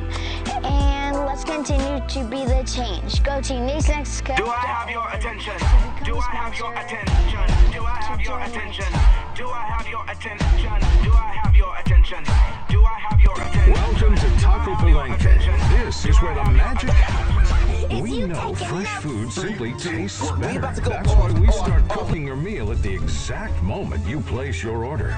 Taco Palenque, food in real time. Do I have your attention? Do I have your attention? Do I have your attention? Do I have your attention? Do I have your attention?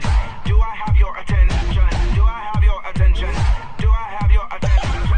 Is you taking notes? 3, 2, 1. We about to go off, off, off. When the speakers go blow, blow, blow. Everybody turn up, up, up. It's about to go down, down, down. Make the whole room spin, spin, spin. Turn the bass up loud, loud, loud. We about to go in, in, in. And we can't stop now, now, now. Don't stop, don't stop, don't stop, don't dance. Don't stop, don't stop, don't stop, don't dance. Don't stop, don't stop, don't stop, don't. Do I have your attention? Don't stop, don't stop, don't stop, don't dance. Don't stop, don't stop, don't stop, don't dance. Don't stop, don't stop, don't stop, don't. Do I have your attention? I was chilling in the club, looking cute all by myself. I saw my ex looking a mess and pressed up on somebody else. So I strutted up to the dance floor and I took off my earrings. I did a kick into a split and showed him what he was missing. Like, do I have your attention?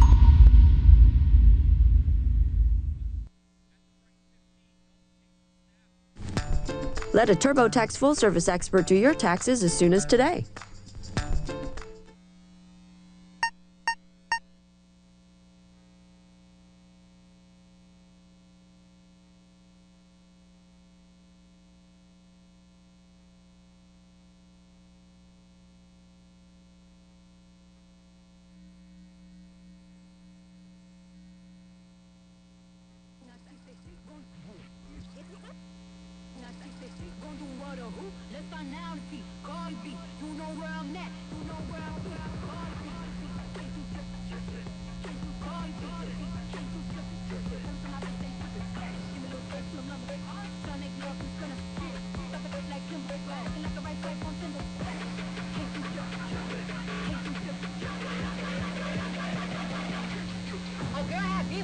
She gonna have beef with me forever,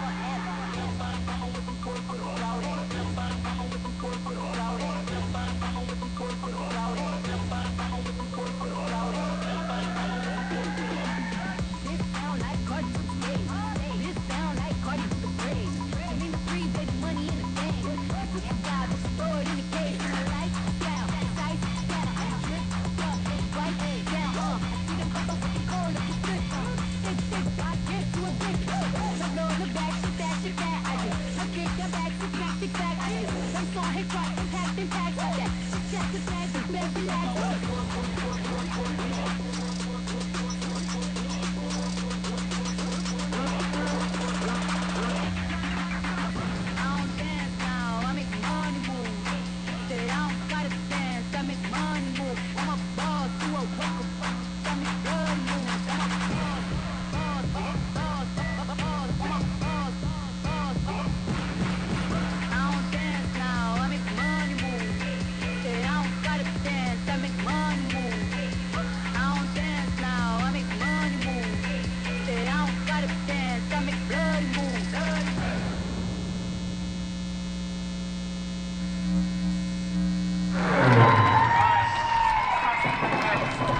How about that from our Tritons cheerleaders? What a performance. Ladies and gentlemen, we are in halftime of the Corpus Christi Tritons game versus the Amarillo Venom. Tritons up 34-8, and we'll be right back after this break.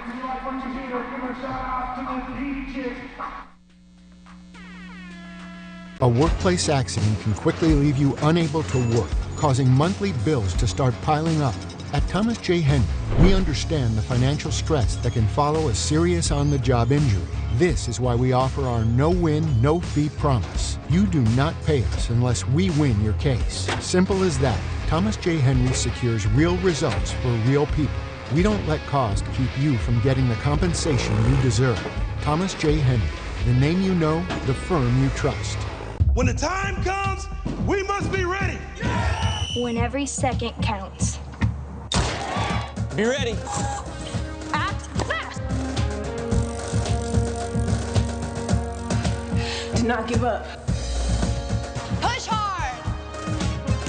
Keep pushing when it's all on the line. Be there for each other. Give it everything you've got. Do more for your team.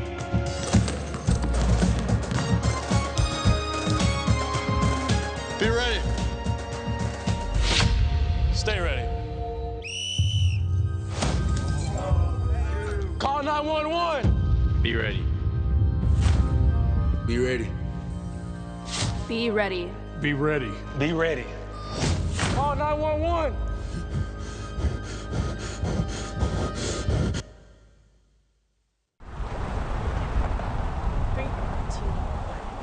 I'm Naomi Kidd. Tonight, I'll break down the impact inflation is having on people. Thank you.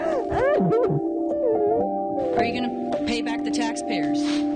We're still here, and they can see us today.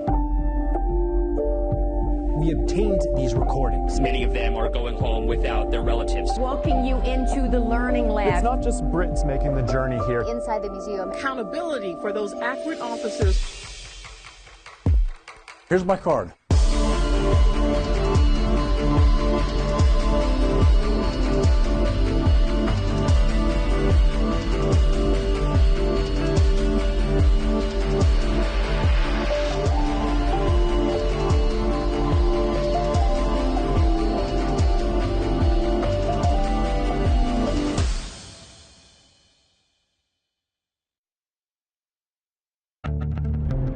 Hey there. Here on After Midnight, there will be memes, emojis, laughs, murder. What? No, there's no murder. Who put murder in here? We will get that fixed before we air. No murder! I don't know, murder's pretty hot right now. We don't want any murder? After Midnight with Taylor Tomlinson. New weeknights on CBS. Murder sells, that's all I'm saying. This is CBS, isn't it? Home of murder. Coming to CBS. I love that. I love the fan interaction. We've had a lot of good stuff going on at halftime. We had an Easter egg hunt for the children. We had some performances by local cheerleaders, the Triton cheerleaders. Everyone's getting involved. It's a family operation here at the Corpus Christi Tritons. It really is. And when you think about arena football and inserting yourself as a professional team in the community, it's one thing to just play a game every weekend. It's another thing to go out into the community and really make yourself a force. And seeing what they're doing here, the players, they all go volunteer for organizations like CASA. So there's a lot of other things that the Corpus Christi Triton do to really make Corpus feel like home. And I think the fans appreciate that. And actually, the first time I interacted with Tritons players was back during Christmas. They were volunteering their time to help people wrap their Christmas presents at the mall. And that's when they set the tone there. They were going to be in the community all the time, increasing their awareness of how much they care about this community and wanting people to know that, hey, we're here, we care, we're going to play some football, but we care about you as well.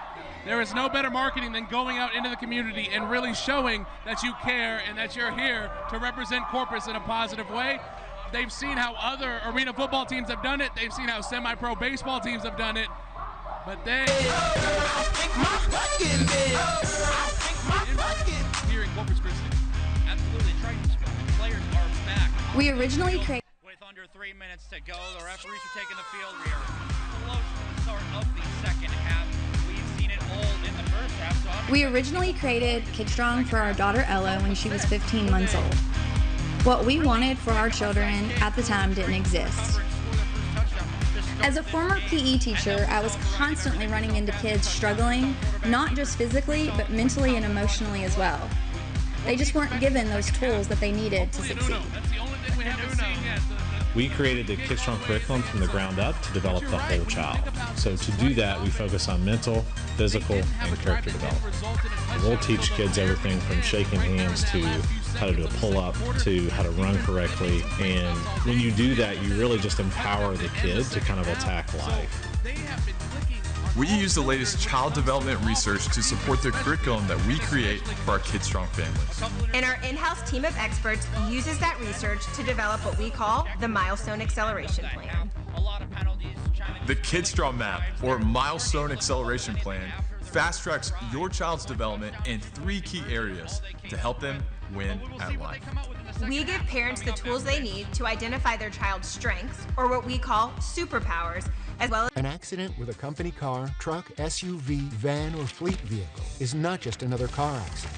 Thomas J. Henry has a team of skilled company vehicle accident attorneys ready to fight for you. And with our no-win, no-fee promise, you can get the representation you deserve without worrying about upfront costs, because you don't pay unless we win. Thomas J. Henry handles serious company vehicle accident cases and gets serious results for our clients. Thomas J. Henry, the name you know, the firm you trust. The Jennifer Hudson Show is here. Everybody put your hands together. I gotta talk to you now. I left work to come. You left work? They gonna see you. He's with me today. We're lighting up daytime, baby. And you're gonna bless people every single day. We're giving back, lifting each other up. Something hits you in your heart. We're doing it all. Yeah! Mama Hood, coming to the rescue. Weekdays at 2 on KZTV. We saw a significant improvement in their language because now, fast forward 8-9 months, they are able to follow instructions fully in English. They had to do the balance beam by themselves. And that's been hard for them to let go of my hand. But when they finally did it, they were so excited. They had that confidence that KidStrong instilled in them, that just them being here for a few months has shown that. I cannot wait to see what it's going to be in a few years. It's only exceeded my expectations through the life of my relationship with kids. KidStrong works. Our program is life-changing. This is why so many families love KidStrong.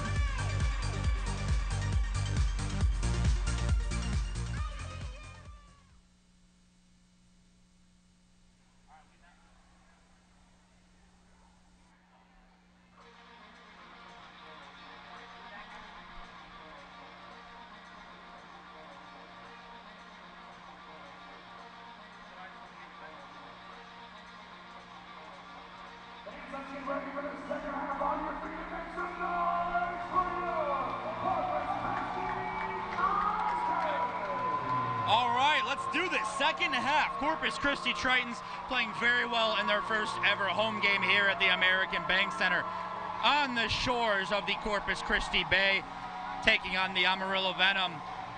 TJ, what are we looking forward to? I'm looking forward to a win. I'm just going to put it out there. I'm looking forward to a win. And I'm looking forward to all the action we've been seeing. This has been a great game. It hasn't felt as long as it has been, but it's just been as exciting. So now, the Venom, only their second kickoff of the game, will kick off to the Tritons and see how they elect to put this one. They could go for the Uno. They do need points. Here we go. Second half is underway. And that ball hits the screen, so it should be out of play. Hit our Jumbotron here in the middle of the arena, and by rule, that should be essentially a touchback. And the ball should be placed around the 20-yard line. And that's exactly what's going to happen. It looks just like the situation that you would have in AT&T Stadium when punters or kickers hit the big Jumbotron. Here on a smaller scale at the American Bank Center, that happens. But unlike that situation, we just get the ball here instead of having to re-kick. Jerry World is quite the experience. I'll just say that. I believe we're waiting for the clock to start ticking. It's going up. Oh, they want us to stay here all night long. Let's keep playing football. I'm about it. I think these fans are about it too. Well, maybe not the kids on the Easter egg. They might have a bedtime. I want to know what they won. Well, if you got a golden egg, you won some tickets to a game, I heard. Oh, that's awesome. So we'll see them here for our next home game. Bring a friend. Pack the American Bake Center out. Tritons on the ball, first down at the 20. Time for Hunt. Over the middle, open receiver. Grimsley makes a move to the dasher boards. Still on his feet, trying to go back to the middle. And he's down inside the 5. Great play by Grimsley.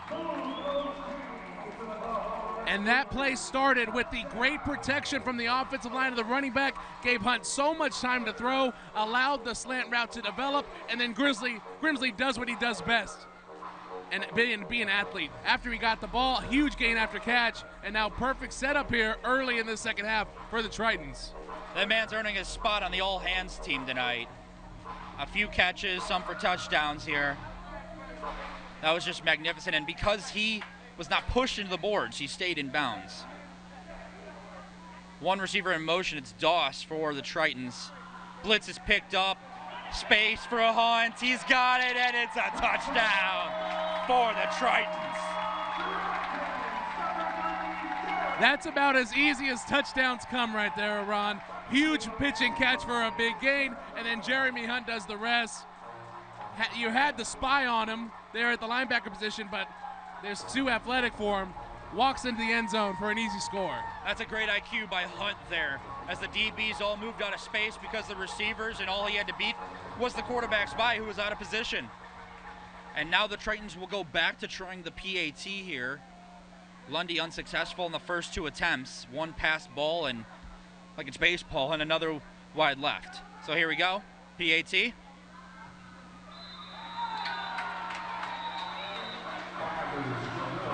Again, this one's no good. Early season growing pains for the field goal unit. That's been the only dark spot here on this Tritons performance so far today. And lucky for him, it's not making much of a difference tonight.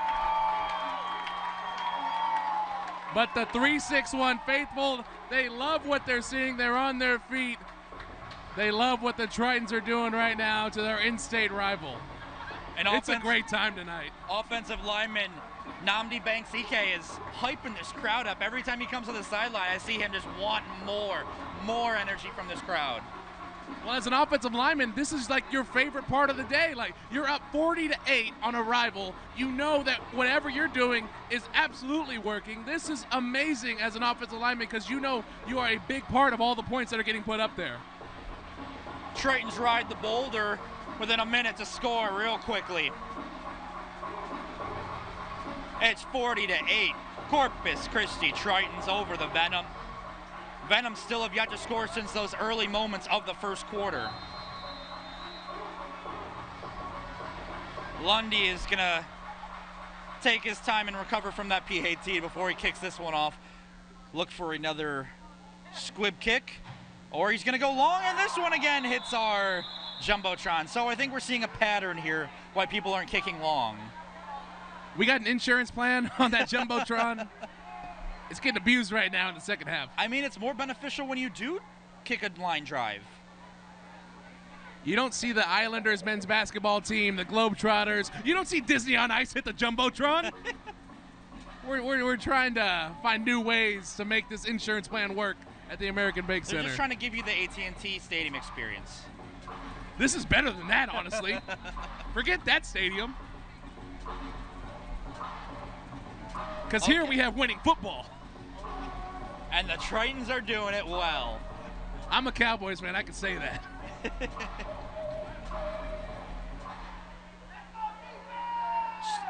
No trigger warnings for you Cowboys fans at home as the Venom take the ball here. The fake handoff. Dalton gets around, picks up a little 5-6 yardage, but takes a big hit for it. If you're Cole right there, though, you'd rather take a big hit gaining 6 yards rather than losing 6 yards like he's been doing. Yeah, the Venom can't afford to go backwards at all. Everything has to be a positive play for them. Go back to the quick passing. Short run here, but we have a flag. So it's interesting to see now the Venom relying a lot on the run game, at least to start here. We haven't really seen that since their first drive in the first half. I'm a little confused by this official call. It will be against the Tritons, though. I want to say it was a face mask call on the Tritons, and that's why we're seeing that penalty against us. A rare first down for the Venom. Clock's going again, 13 minutes left in the second. Dalton, quick throw over the top. Got his man over the boards. Did he grab it?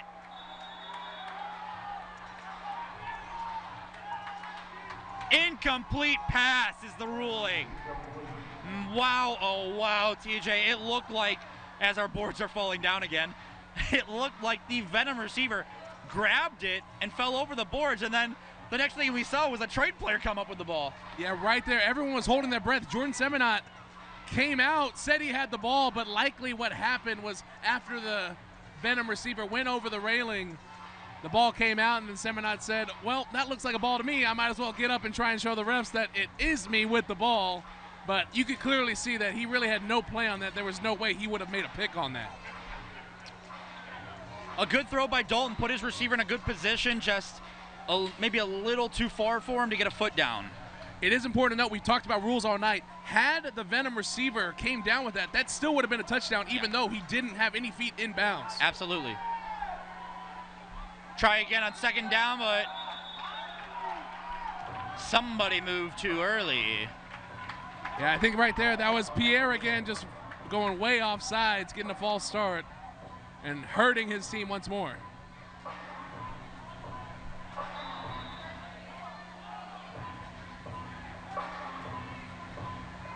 So 2nd and 15 for the Venom.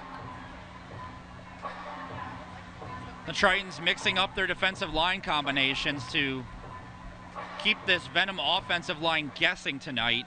They've had some trouble stopping the blitz, as Arena Football allows one linebacker to blitz each play.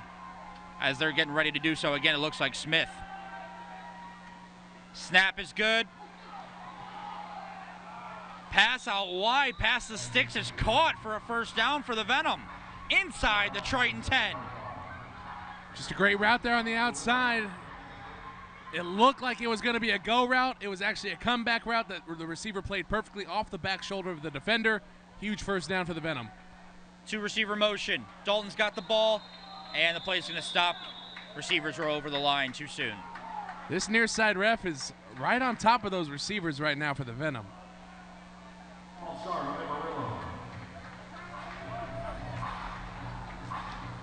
That's a couple times now for the Venom. The refs are right there on the line. So the near side ref loves the false starts. The back judge, he loves calling uncatchable balls. All these refs have little quirks here and there. They're finding their specialties. Even refs have attributes.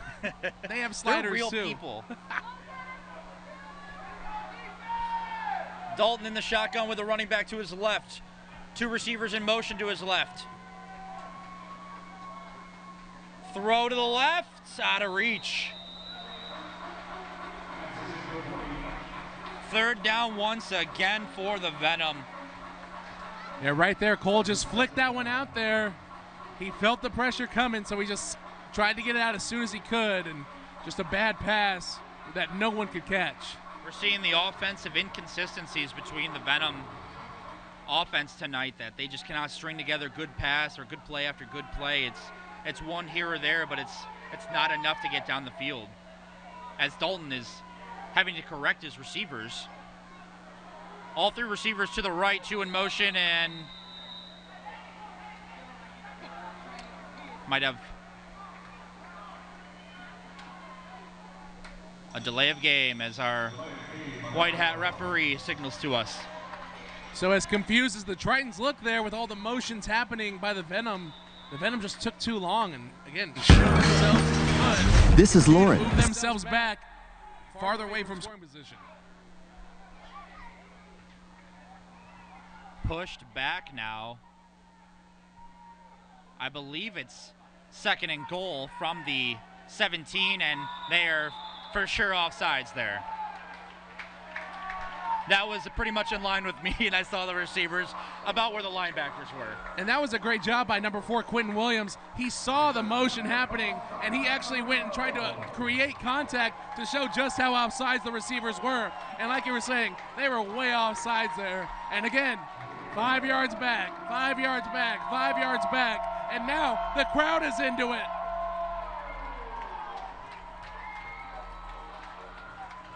Yeah, the man you just mentioned, Quentin Williams, they're hyping up this Corpus Christi crowd. Loving to see the backwards motion by the Venom. It is 2nd and goal at the Corpus Christi 23. Pitch to the left. Got some room, hit around the 20 and out.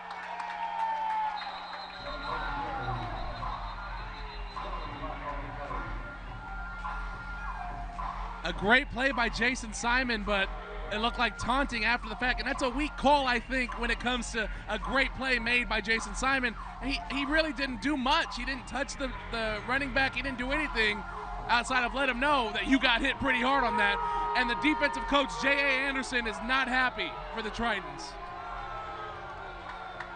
A little bit lighter of what we've seen tonight, 4 personal fouls, but the refs might be trying to tighten this game up with how much emotion we've seen so far. And that's something they'll go into halftime, into each locker room, and tell each team, hey, we're going to start calling this a little tighter. Keep your emotions in check, or you're really going to hurt your team. And right there, the Tritons got hurt by a penalty. And when you have a small roster, you really can't afford ejections. Only 20 players on each roster here. Dalton's got the snap. He's got pressure. Goes left, wide open for a touchdown. Venom. He lost his receiver there, or his defender, excuse me. And it looked like it was Williams who just got beat there or tripped up himself. Yeah, right there, we finally saw it. A penalty hurt the Triton that led to a Venom score. Just a great job right there, great protection in the inside. Cole stepped up in the pocket, delivered a strike over the crossing route, and Rodney Pierre did the rest. Touchdown, Venom. Well, welcome to the party, Venom. It is now 40-14 as they score for just the 2nd time since the early minutes of the first quarter, and they need points. So here comes a 2-point conversion. Dalton, left, caught and hit short of the goal line.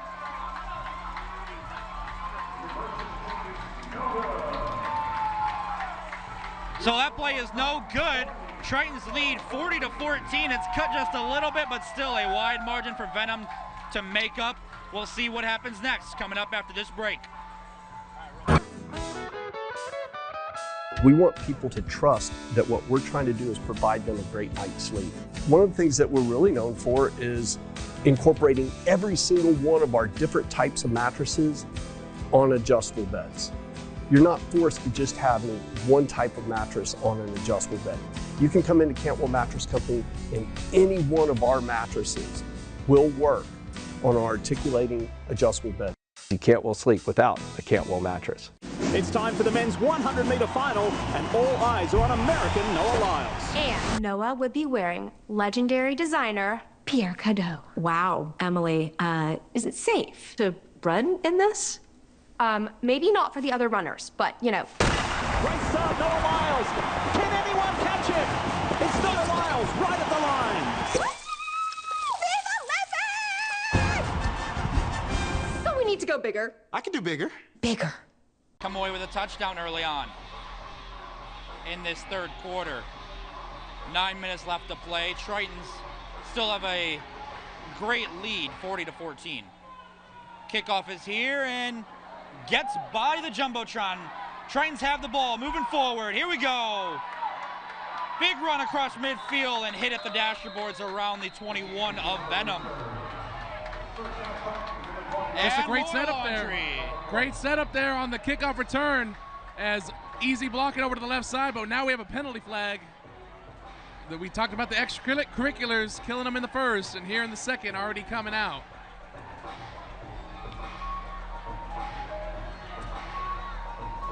This has got to be some more unsportsmanlike. As our referee indicates, it's against the Venom.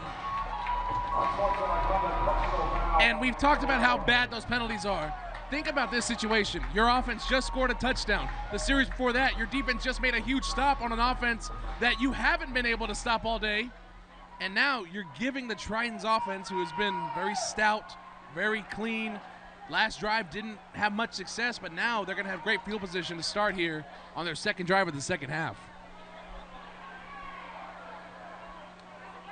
Momentum might be something in Venom's dreams. They're not having a lot of it tonight, as they get one good play and it quickly fades away after that. So the Tritons are set up for some quick success, possibly inside the 15-yard line of Venom. Hunt over the middle, wide open receiver. Touchdown, Tritons.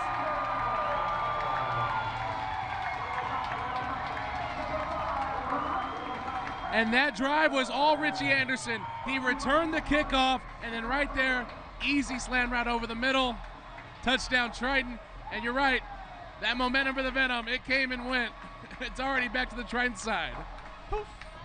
There it goes. There goes the momentum for the Venom as the Tritons extend that lead back. It's 46-14, and they want two more. Two receivers will go in motion to the right. Hunt has it. Looks right. Caught! 2-point conversion is good. The Tritons can't miss.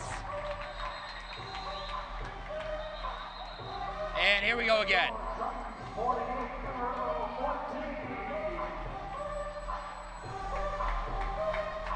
Players getting tangled up over there. People don't like getting mossed, especially when they're going to be down 30-plus points after that. So the defender there for the Venom, probably not too much of a fan. Well, I expect nothing less from a Bradley Chavez offense. As listen to the crowd right now.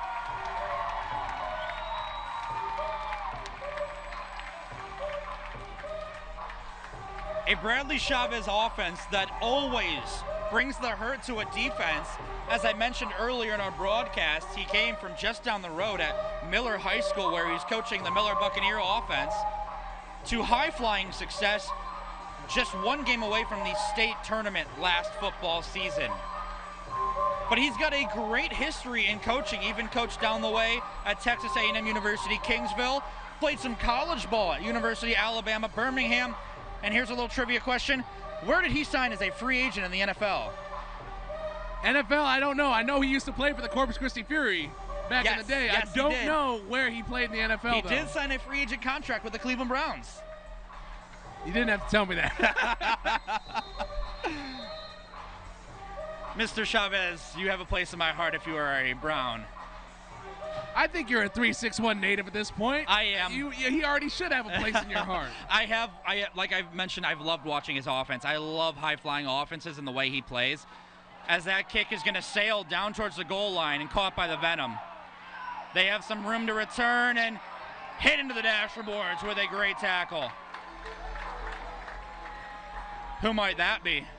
22, Jason Simon.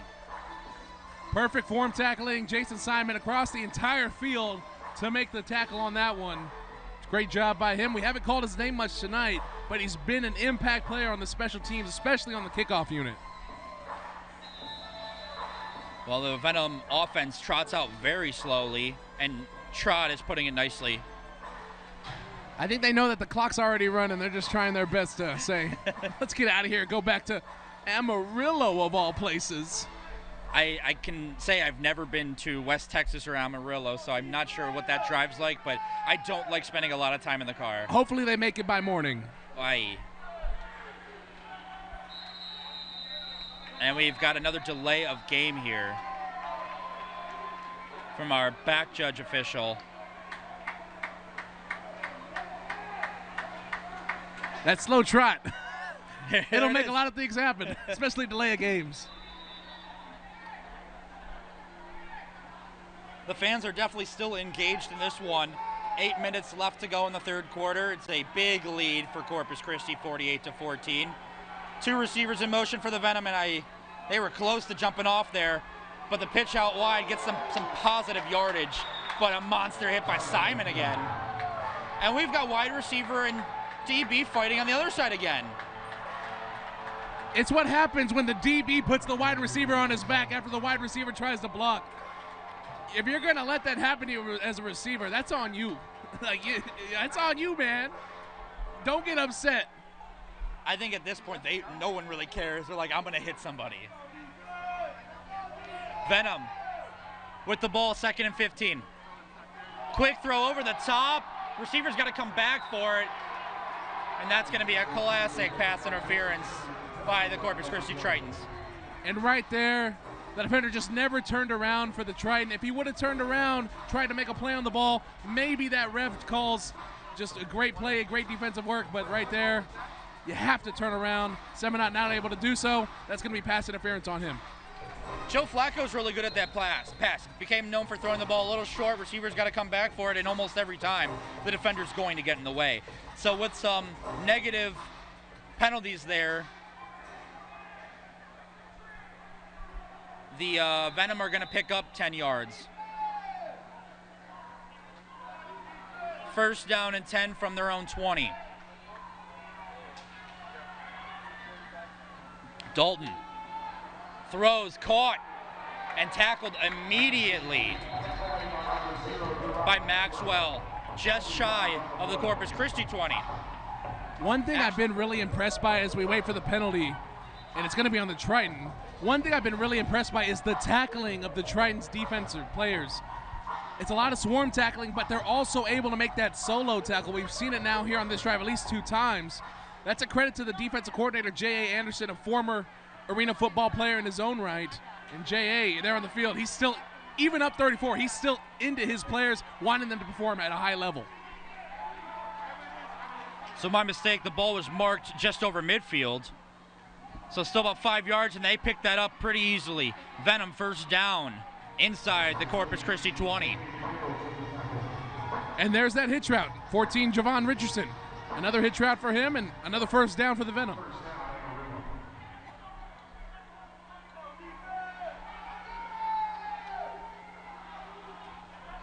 Seen a little bit of tempo once again. Dalton has the snap, time, throws over the middle, it's caught again. Ripped away. Was he down?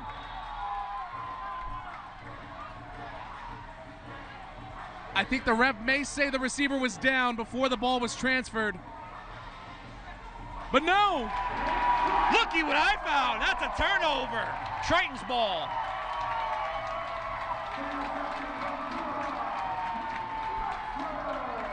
You talk about never giving up on a play. Deron Maxwell, his 2nd interception of the night, and it was earned.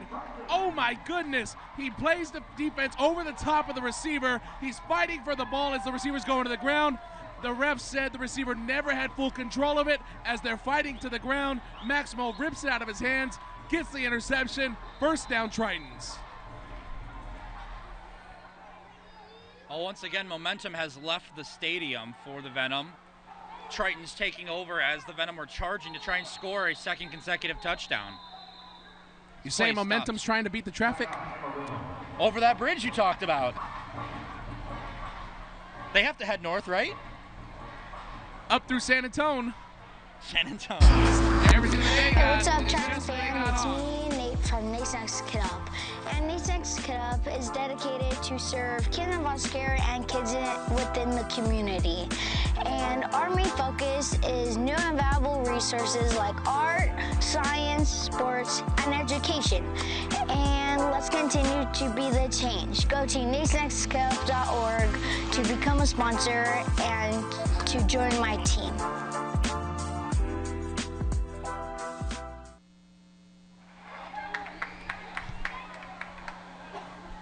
I think we were sorting out some issues there. Play clock's down to 15 seconds as the Tritons get ready to snap. 2 receivers in motion on both sides. Hunt drops back. Open over the middle. 1st down, Tritons. And right now the Tritons are really attacking that zone coverage for the Venom defense. The Venom have no answer when it comes to their defensive line and when it comes to their secondary. They look clueless right now trying to defend these Triton offensive players. We haven't talked enough about Hunt and the plays that he's made today. He's finding receivers all over the place, like you said, finding those pockets in the zone defense, making plays with his legs. He's done a great job this evening. Here's a ball out wide to the right on a quick throw, and picking up great yardage for another 1st down, is number 5, Richie Anderson II.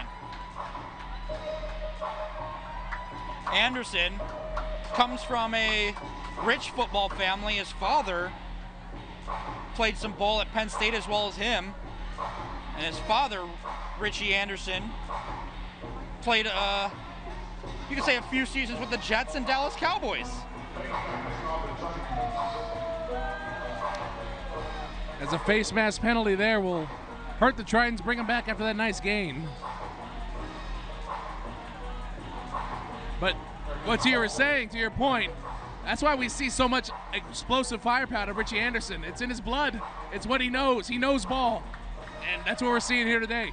He turned the wheels on for that one. He caught the ball behind the line of scrimmage and was still able to pick up the first down. And the Tritons have now pushed themselves back with a long way to go on second down. We're going to need to see that playmaking ability from Hunt right here that you were talking about. Here we go. Pressure gets back, and Hunt evades, throws long to the end zone. Contact. The play! He caught it! Can you believe that? One-handed grab. Touchdown, Tritons!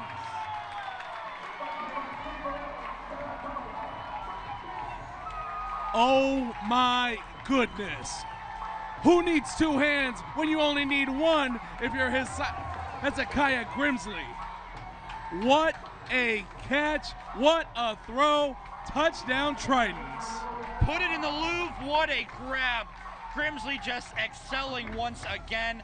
Hunt did well to evade the pressure. Makes a long throw. Contact the entire way. Grimsley said, who cares? And you see the offensive players right there. He's on his head. He's on his head. Oh my goodness, what a throw and catch. Your Tritons up 54-14. A 40-point lead, trying to extend it by 2 more here on the 2-point conversion. One receiver in motion. Hunt, there it is! Schofield redeems himself. Picking up the 2-point conversion as the offensive lineman. How do we feel about that one, TJ? Third time was the charm when it came to the big body getting into the end zone. Granted, it wasn't a touchdown, but I'll take the 2-point conversion after everything we went through tonight. It's a good thing we're betting men because we were right. He tried it again. Listen to the crowd.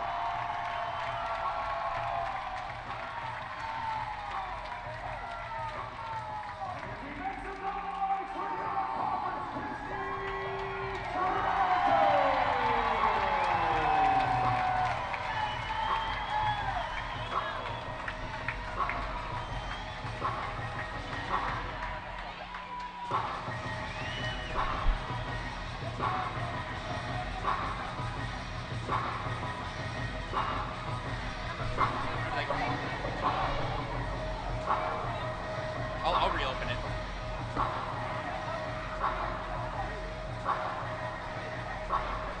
Fans are loving the excitement here for the first ever home game for the Corpus Christi Tritons. Arena football is back in Corpus Christi and thriving.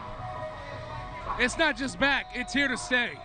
It is here to stay. We hope so. That's something we have not spoke about tonight, is Corpus Christi's long 20-year history with arena football, which we'll get to just after this kickoff. As Lundy steps back for another one. We'll see if he goes long once again. Elects not to. Makes it to about midfield. And there's that swarm tackling once again.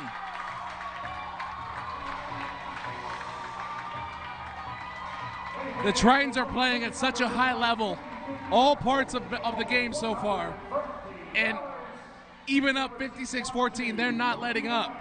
I love to see that. As competitors, this is exactly what you want to see. They're putting the AIF on notice right now. Amarillo is still on notice because they play them 3 more times this season as well. So Amarillo's going to want to think about this game long and hard. I know we are far from over, and anything can happen, but Amarillo's got some things to clean up. That film session tomorrow is going to be one to remember if you're Amarillo.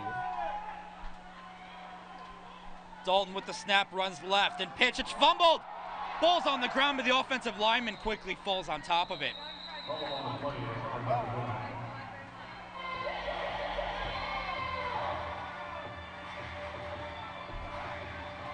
And Maxwell getting in the face of another Amarillo wide receiver there. Emotions really just can't be kept in check tonight. And that's again number 4, Rodney Pierre. He has not made any friends here in the American Bank Center as he walks slowly back to his bench. And he's hearing it because the fans are right there against the bench. It's like a hockey bench over there. But unfortunately for him, there is nothing stopping the fans. There's no plexiglass. Dalton, quick throw left. It's a rocket caught over the Corpus Christi 20. And they're going to try and go tempo once again. Well, they take the huddle this time around. 3.5 minutes left in the third quarter.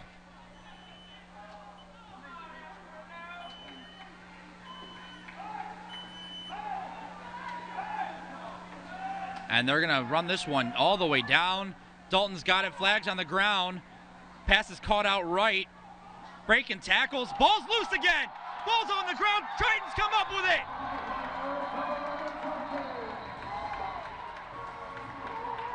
But the ref's telling the chain gang to stay. It looks like it's going to be on the Tritons, and it is. And Maxwell's efforts once again, as good as they were, will be taken back.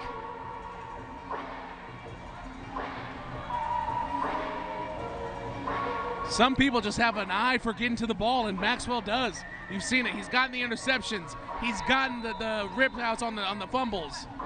And he has proven to himself and to this crowd that he is a force to be reckoned with defensively. Well, if there is such thing, I expect him to be named AIF Player of the Week, or at least be in contention for it. He's got my vote.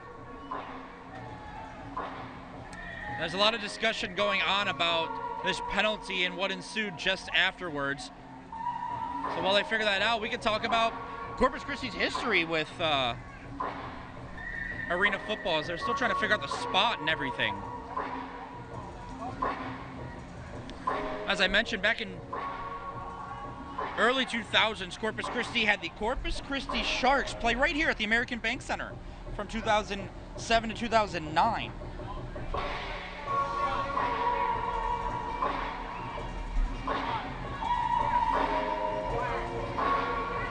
Well, it looks like the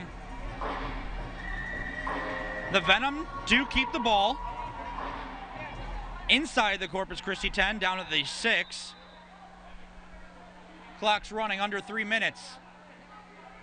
Here's a good chance for the Venom. Quick throw is off balance by both receiver and quarterback. Yeah, that play action pass, good play design, just poor execution from Cole. He went way too quickly on the throw. Let the play develop a little more. Let your receiver settle into his route. And if he does, that's going to be a touchdown for the Venom. I think Dalton's just a bit nervous by that pressure coming all night long. His O-line doing the best they can, but he's feeling it even when the ball snapped instantaneously. And he hasn't been sacked yet in the second half. He's just remembering those sacks from the first half, and it's affecting him, like you're saying. Here we go. 2 receivers in motion to the right. Dalton rolls right. Got to come back. Ball's deflected. Is that a fumble? Incomplete pass. Dalton slow to get up. And Cole slow to get up on that one. He took a monster shot from the Triton defensive lineman. You kind of thought maybe it was going to be a fumble, but he was just able to get that arm forward and create an incomplete pass. Had to sidearm it. Oh, but he is feeling it. He did not lose any ground on that because it was an incomplete pass, so they keep the ball up near the 6-yard line with 3rd down coming up. The Venom needs something here. Something they have not tried yet. And they're going to think about it. Much respect to Cole for staying in there, especially after taking a huge shot right there. That's going to earn him some points with his team. Welcome to Taco Palenque. This is where the magic happens. We know fresh food simply tastes better. That's why we start cooking your meal at the exact moment you place your order. Taco Palenque, food in real time.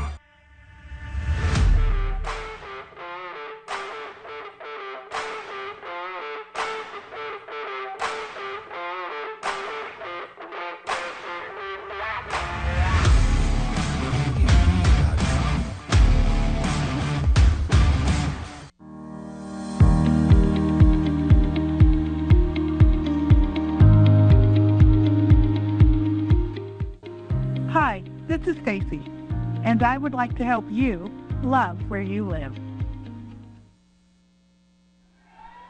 All right, here we go. Venom, third down. Caught at the goal line. Touchdown, Venom. Fans clamoring for an offsides. We got some pushing still going on in the field, but doesn't matter. The Venom score once again. That's 2 scores this quarter for the Venom. And that score is courtesy off of Javon Richardson. We've said it before this half with him. He's really had success on those short routes, especially those hitch and curl routes. There, another curl route right to the end zone at the goal line. Simple pitch and catch, touchdown Venom. Dalton, the Venom have not been successful on long throws thus far through the game. The bread and butter has been those short intermediate throws. As we just see there, a touchdown, so it's 56-20, and they need points. Here it comes 2. Dalton gonna call his own number, but hit quickly and goes down. Nowhere to go. Tritons stand up, but we got more flags. Each team's building real estate in each other's head. Yeah, we don't want that to happen because that is Deron Maxwell right there. And it looked like maybe there was a punch thrown. And you definitely don't want your star player getting thrown out of this game.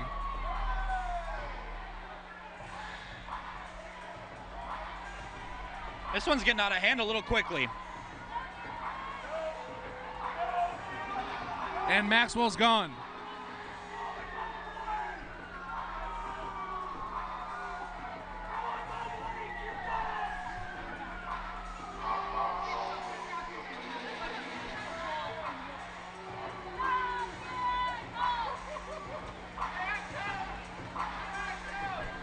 So you've had all the pushing and shoving, but there a punch was thrown by Maxwell, and you can't do that. So Maxwell gets ejected. That's going to be a blow for the Triton defense. As it appeared, Maxwell was walking down the Triton bench to go meet at the middle where the Venom bench meets, but was stopped by a coach.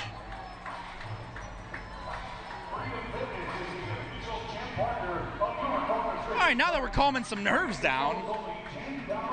Just weak moves there by the opposition, trying to incite something to happen, and they did.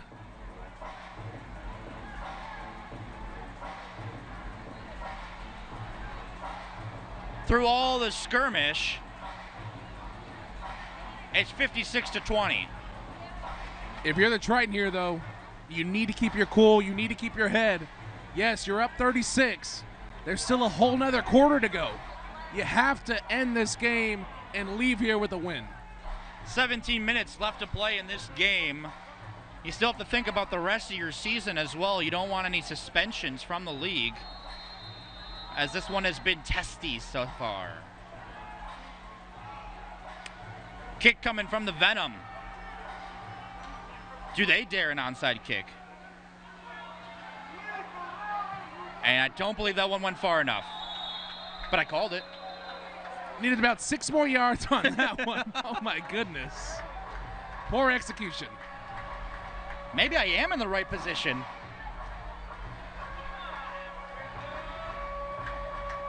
Well,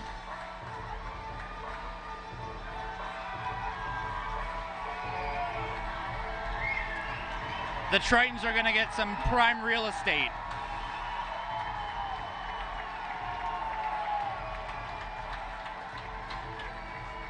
This is about the range they scored on the one-play drive just a few moments ago.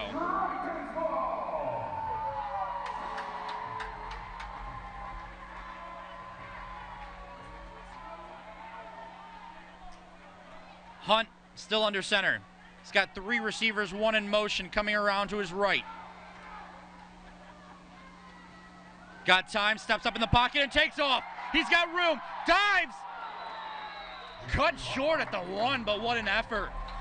Amazing effort there by Hunt, really laying his body on the line.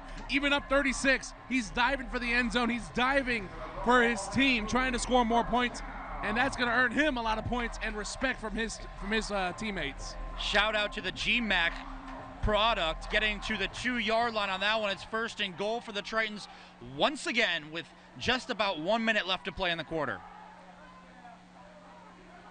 Hunt hands it off. Quick handoff to King. Brought down. Just great penetration there by the Venom defensive line. Nowhere to go for King. And they'll let this play clock run down now as we near the 4th quarter.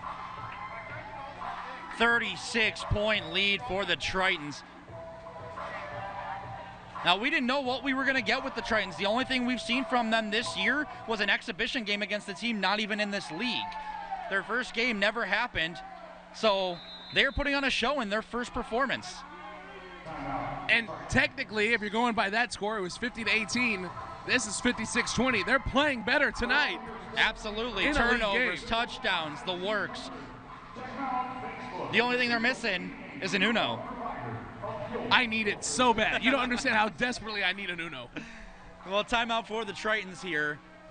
28 seconds remain in the Your quarter. mornings with a breakfast pirata. Come to Taco Palenque and order our delicious potato and egg or potato and chorizo pirata taco for only $2.49 for a limited time, only at Taco Palenque.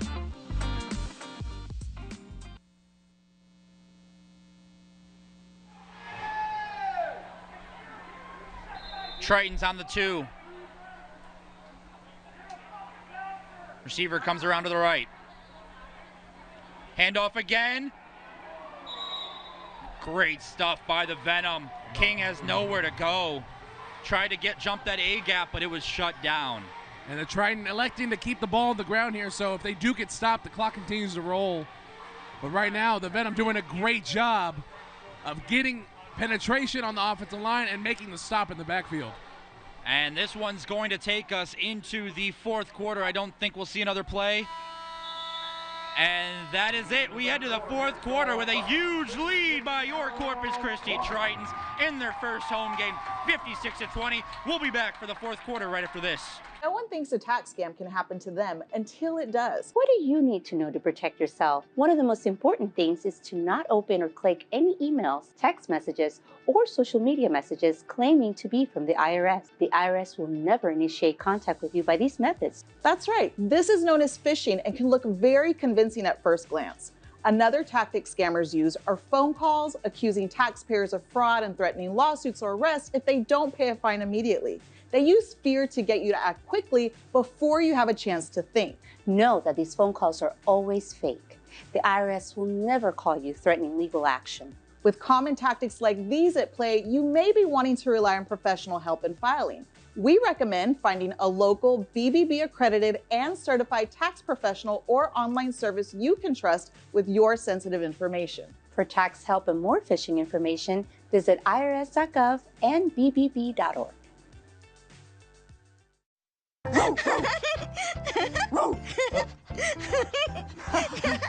What is it, Julia? Why are you so excited, honey? Hey, do you want to use your talker? With Julia's autism, using a talker can help her find the words she wants to say. My dog. You want to do something with Rose, Julia? Play ball. Do you want to play catch with Rose? I think Rose is excited to play catch too. Oh, Julia, you show us so many different ways to talk together. Oh, and play. Good catch, Rose. Okay, give Julia the ball. There you go. Okay, throw the ball, Julia. Oh. For Julia's family, early screening for autism made a lifetime of difference. Find out more at screenforautism.org. Okay, Julia, there you go. Whoa, another good throw. That's the way. Fumble, his knee was there. And if you're joining us on KDF, the Tritons get another quick touchdown scored by a quick run to the left by the quarterback, Hunt. But the 2-point conversion is unsuccessful, so we sit at a whopping 62-20 in favor of the Tritons, who just have commanded this game since the first quarter. And what has it been in particular, TJ, for the Tritons to be successful tonight?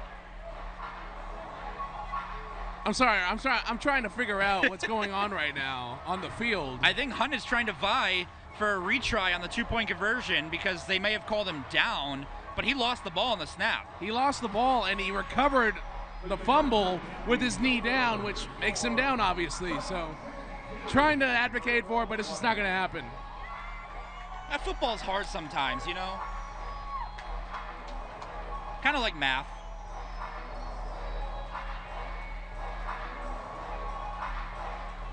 Either way, the Tritons must kick the ball off to the Venom, who have scored double the amount in this second half they have in the first half. And I think we're going the opposite way. There it is.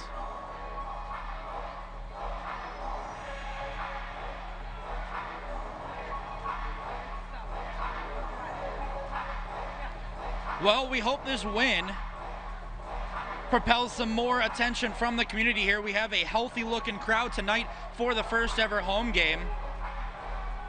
But the Tritons do have 3 more home games this regular season, and as you tell me, some possible playoff home games.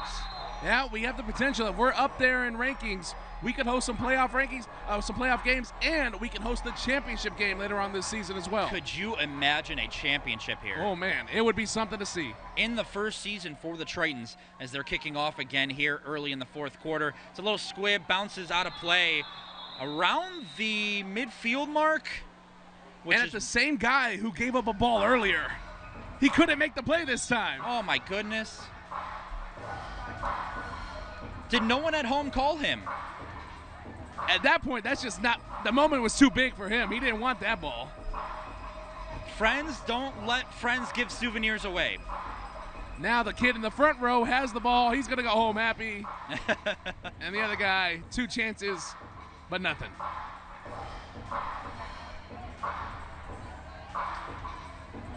Oh, they're going to place the ball at the 20. They're going to say it went out just about the 20, which the ruling is if it goes out before the 20, it's a spot foul, but if it goes beyond the 20, it goes to the 20.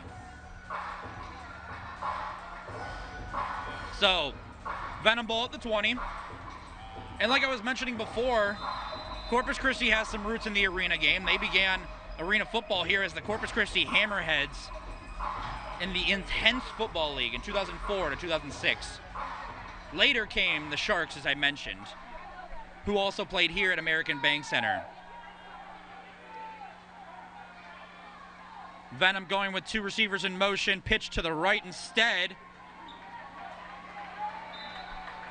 Nice tackle by Simon once again behind the line.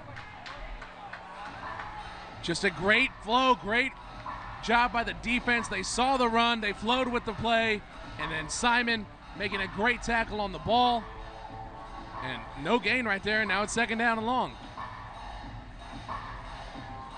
Well, Venom still taking their time, even though they got some work to do this quarter.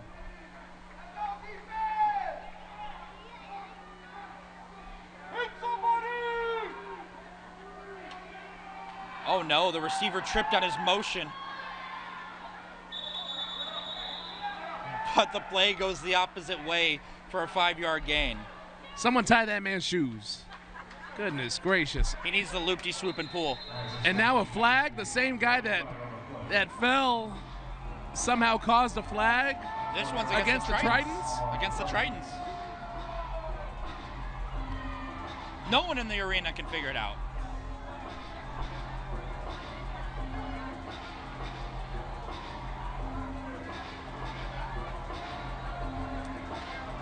That's a big gain.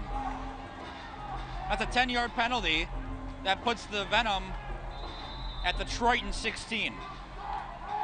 And the fans don't like that. It's not just the players that have to deal with the fans that are close up, it's the refs too.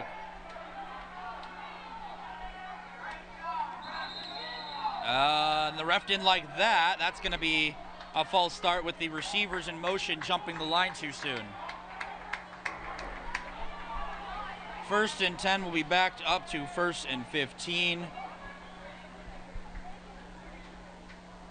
I'd love to get the stat sheet on the penalties. I'd love to see how I'd love many to have a yards. conversation with the referees. Like, it's been I want so to know many. what's been said down there tonight. Gotta mic them up. Let's mic them up next time. I love that. I'm also for giving a Triton to anyone who scores a touchdown. Is that wrong? No, I think it's a great idea. Here we go. 1st and 15 for the Venom. Pass to the left, dropped. Ayo. Jumping into a crowd of kids. Luckily, no one is hurt. And actually, the Venom fan base that was sitting right over there has disappeared. Oh, no, excuse me. They've moved to the end zone. Somewhere their offense has not been in quite some time.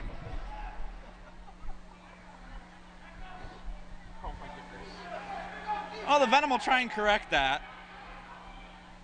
On a 2nd and 15. Out route. Caught.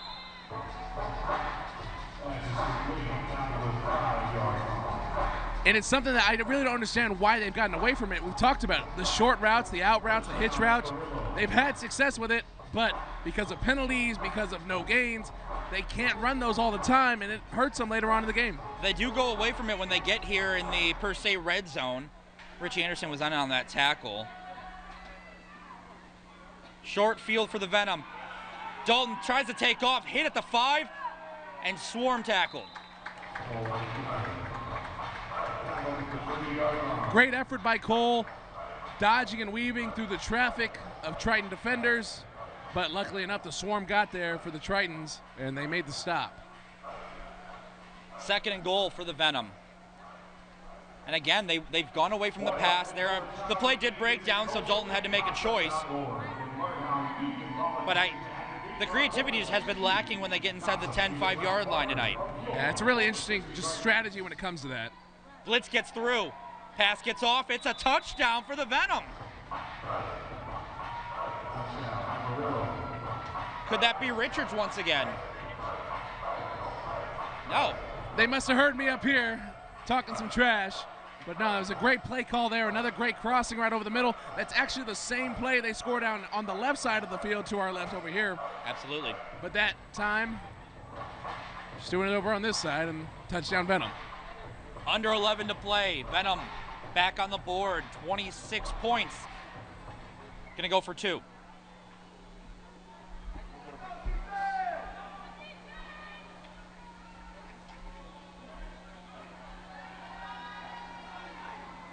Close. Dalton's got time. He's got space. He's going to run, hit, and drives himself into the end zone. Keep the legs chugging. That's a 2-point conversion for the Venom to make it 62-28. Just under 11 minutes left to play. We'll see you in just a minute over on KDF.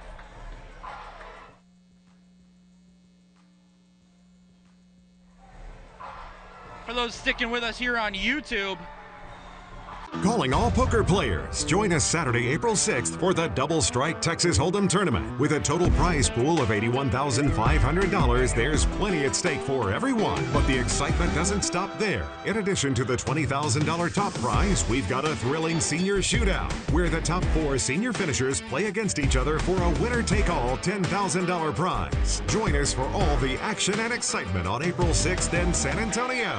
Register today at TexasHold'emSA.com. I was at a bar taking shot after shot, got in the car, and just started driving. Saw those red and blue lights, and I knew I was going to jail. I've had to spend a couple grand for a lawyer. I wasn't able to find a decent job for 4 years. From one DWI, I could have actually got on the road and killed somebody. I'm ashamed of what I did, but I learned from it. Don't drink and drive. It's not worth it. That miserably failed. Welcome back on KDF as Venom just kick off and the ball goes out of play around the 5-yard line. Tritons will get the ball up here at the 20.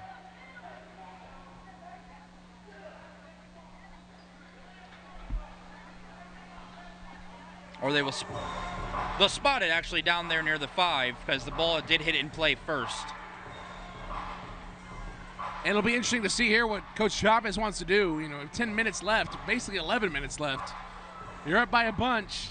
I think you keep going. I think you keep your foot on the gas. You make a statement. You try and burn some clock, but your ultimate goal for this drive, put the ball in the end zone. Yeah, usually you'll catch someone saying they want a 50 burger, but I think that everyone wants an 80 burger tonight. I'd love an 80-piece McNug right now. I would love it. Need the Corpus Christi Tritons right now to do that for me. Hunt gonna be on that prowl for 80. Here he goes dropping back once again. Got time over the top down the middle. Grimsley had it in his hands but was pulled back. Pass interference is gonna go against the Venom, but a great effort again by Grimsley, who almost pulled in another long touchdown. A great route there by Grimsley, a stop-and-go route or a fish hook if you're a junior high student. That's what they call that one. A great route by him, but the defender just held him a little too long. Not able to make the play on it. Penalty on the field, first down Tritons. Again, Hunt putting that ball in a great position. Pretty much on the money for the most part tonight. We almost thought that maybe Grimsley would just reach out with one hand again and make the play just like we saw earlier. Oh boy, yeah, give me an NFT of that.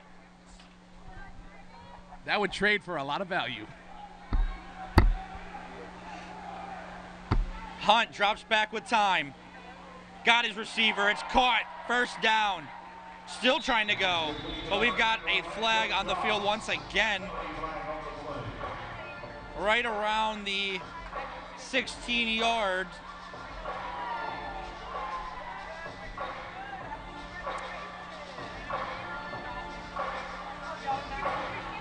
It's gonna go against the Venom and declined for the Venom jumping offside.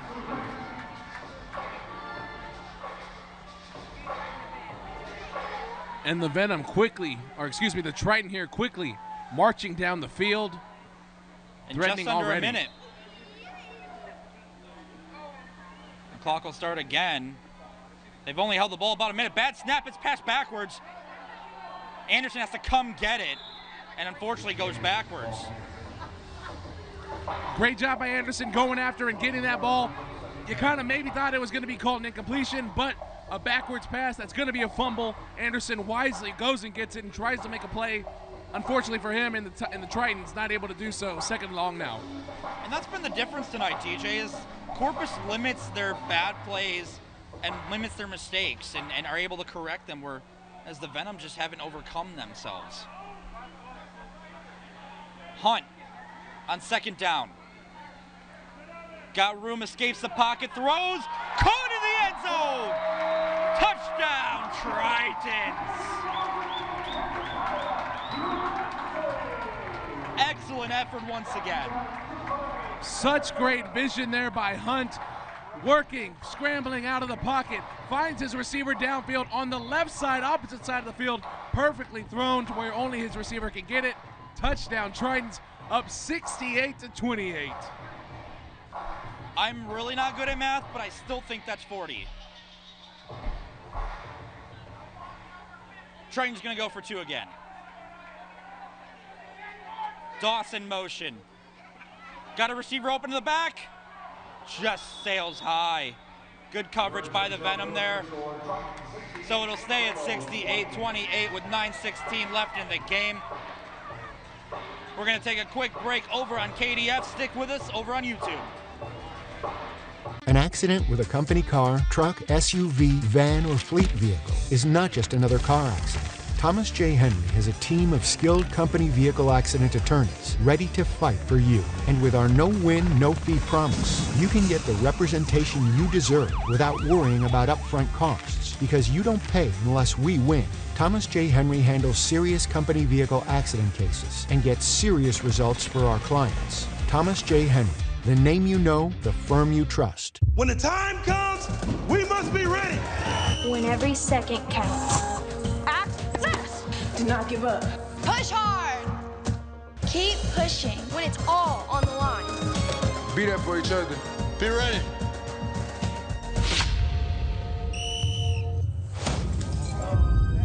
Call 911. Be ready. Be ready. Be ready.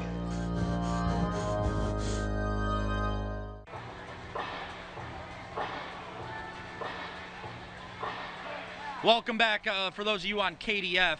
We still sit at 68-28 as the action's about to resume here. Lundy kicking off once again. It's a short kick, hits off the defender. The receiver, and he quickly falls on it at the 15-yard line. Risk and gamble move there. But when you're up by 40, what's the risk? I think that just shows you where Coach Chavez is with his mindset.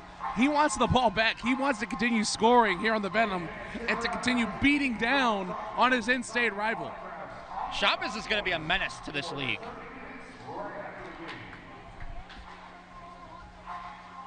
So as you mentioned, Coach Chavez did play arena football here for Corpus Christi. In their long history, as we mentioned, there was the Hammerheads, there was the Sharks, there was several leagues in between that.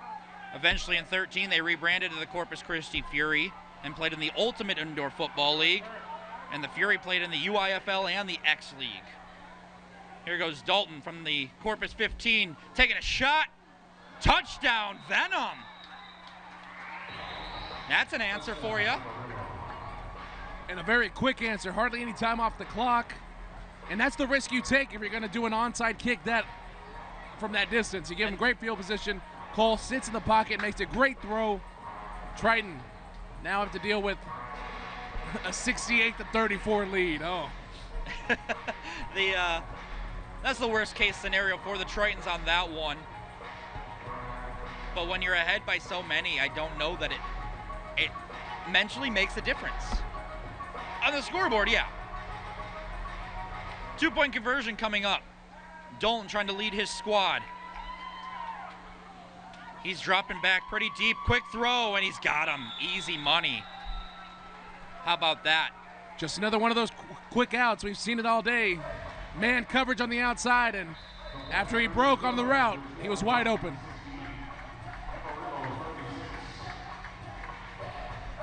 Timeout on the field as the Fury now, talking about the Fury don't exist anymore. Corpus Christi Tritons still lead 68-36 as their lead has been cut to about 32. That's good math, right? That would pass here in Texas. Okay. They let me do a lot of education, so.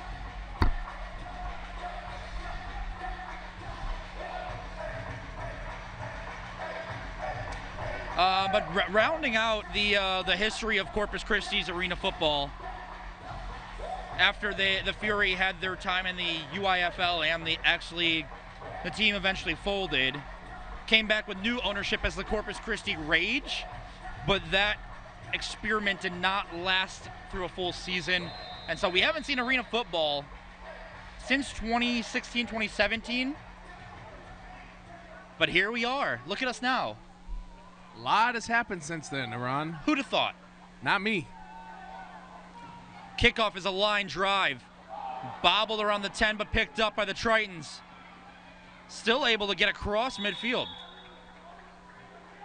It looks like emotions have started to calm down, though, TJ. Nope.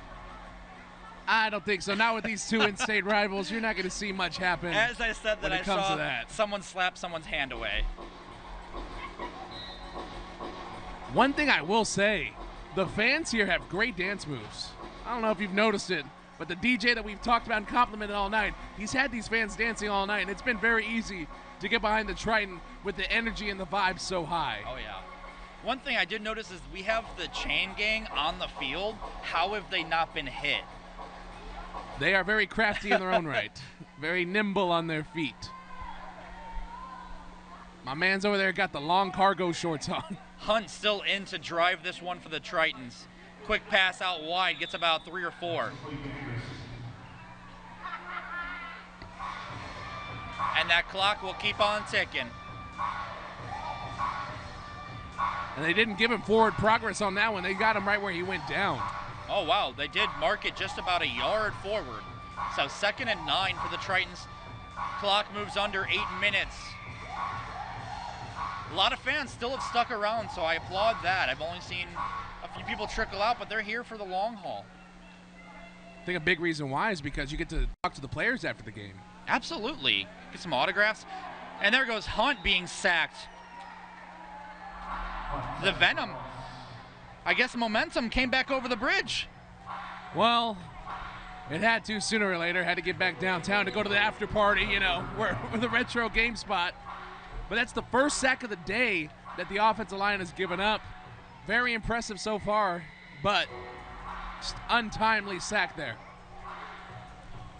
Great play out there by Schofield, Graham, and the rest of the offensive linemen that have protected Hunt tonight, and Hunt's ability to even evade when the blitz comes through.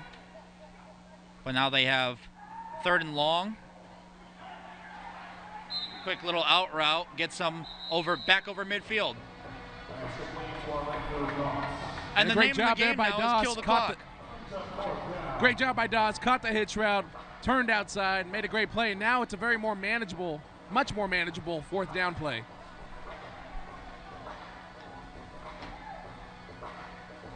Here comes the crafty Chavez.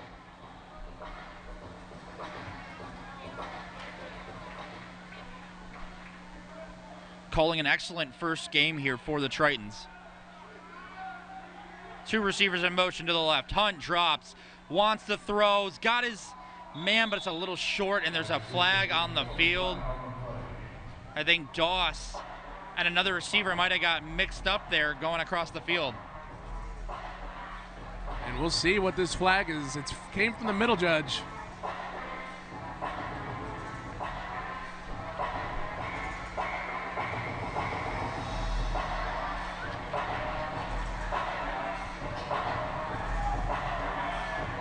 So it's going to be a turnover on downs for the Tritons as the flag's picked up.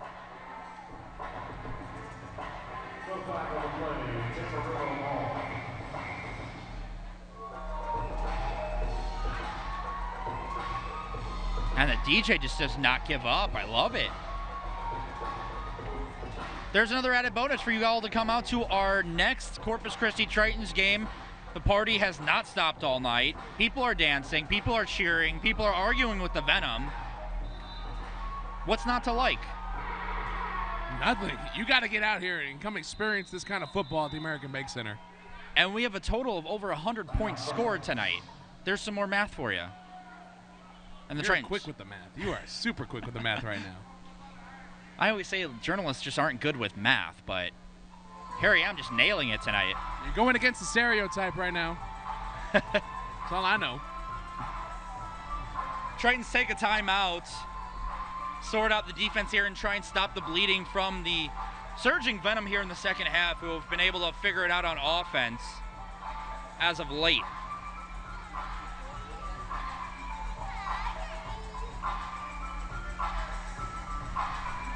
And here we go.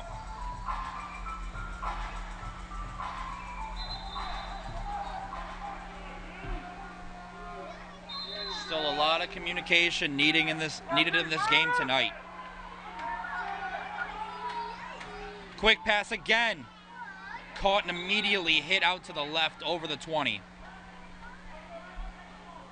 And another nice route there on the outside, a curl route for the quick gain. They're going to go quick now with under 6 minutes to go. Dalton. Wide open. Oh, and he dropped it. He was too open again, TJ. And that one is Pierre's fault, and he's going to hear that from the crowd. He hasn't been someone that the crowd likes, so he's definitely going to hear that about that drop.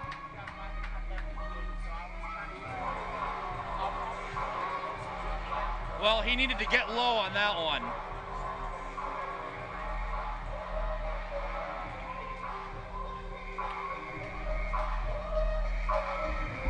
And now, I don't understand the Venom taking their time again. I think they're just trying to get out of here at this point.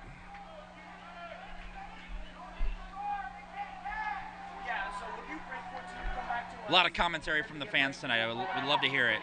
And the defense gets back. The O-lineman squeaking his way out of the backfield. 75.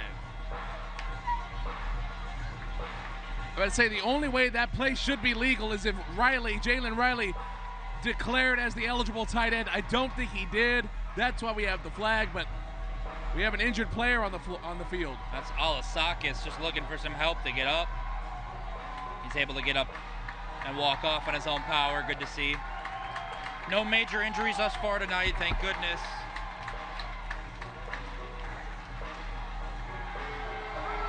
And they're going to flag the Tritons for holding, but ineligible man on the Venom.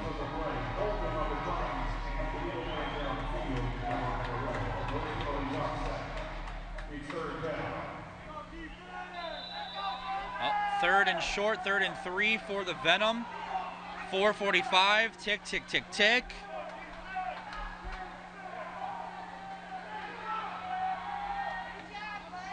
Deep drop for Dalton. DB jumps the route and breaks it up.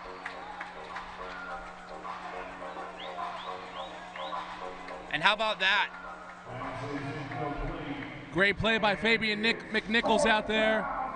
It's really, like you said, jumped the route. It looked like he was behind him the whole time. Accelerated through the ball. Made a great play on it. And now, huge 4th down play coming up for the Venom. And a big step up for McNichols, who has to replace the production from Maxwell, who was ejected. And here's an out route for the 1st down. Sidearm throw from Dalton's just getting right on the money now as the game has gone on. Yeah, he's really done a great job of just continuing to play. Even while down so much, he's been able to just stay within himself and help his team at least march down the field a few times. High snap, he gathers, throws, streaking receiver across the field, and a big hit. Mr. Smith, the assassin.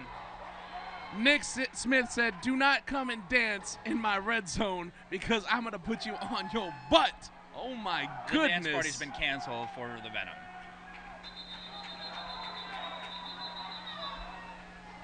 Timeout.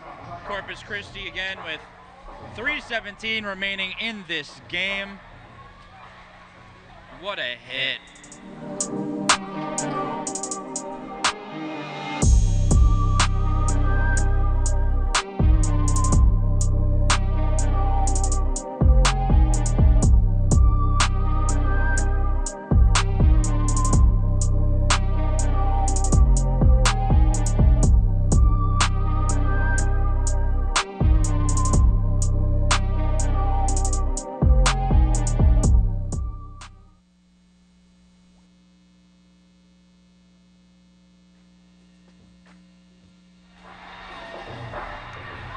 Coming out of the break, 3 minutes and 17 seconds left in this exciting matchup for the Corpus Christi Tritons' first ever home game. And boy, have they shown out. Bradley Chavez's crew putting up 68 points tonight. A thumping over the Venom, taking that snake and whipping it around over their heads. And there's plenty of people offside on that play. False start for the Venom. I wish the Triton mascot got one of those like snake toys, like those plush ones, and put it on the Triton. I think we've had a lot of good notes for our mascot tonight. We're gonna have to have a meeting before our next game. I need to meet with the marketing department immediately. I agree. In the parking lot, lot 3 right now. Marketing, if you're listening.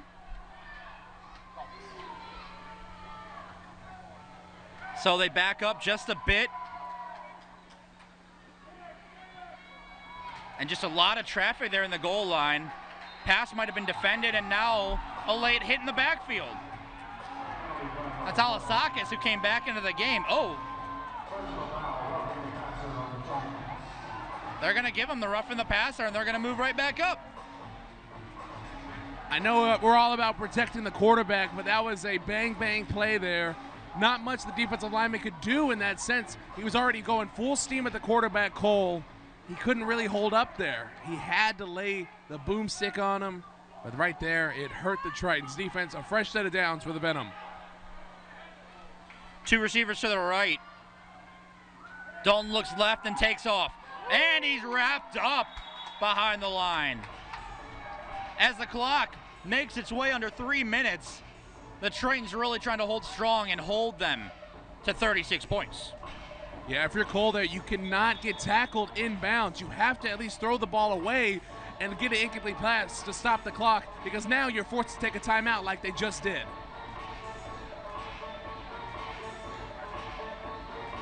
Well, thank you all for tuning in, both on our KDF station and YouTube tonight. We hope you all have enjoyed this exciting matchup. The Tritons' first time taking the field in Amarillo, a more tenured program back in the arena scene.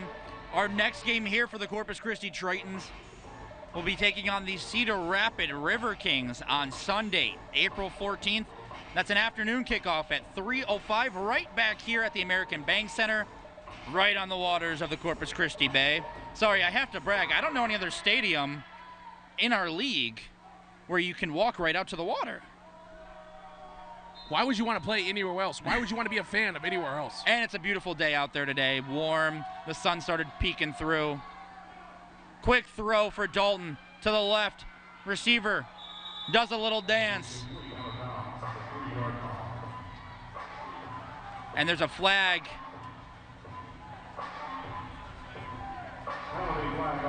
Against the Tritons.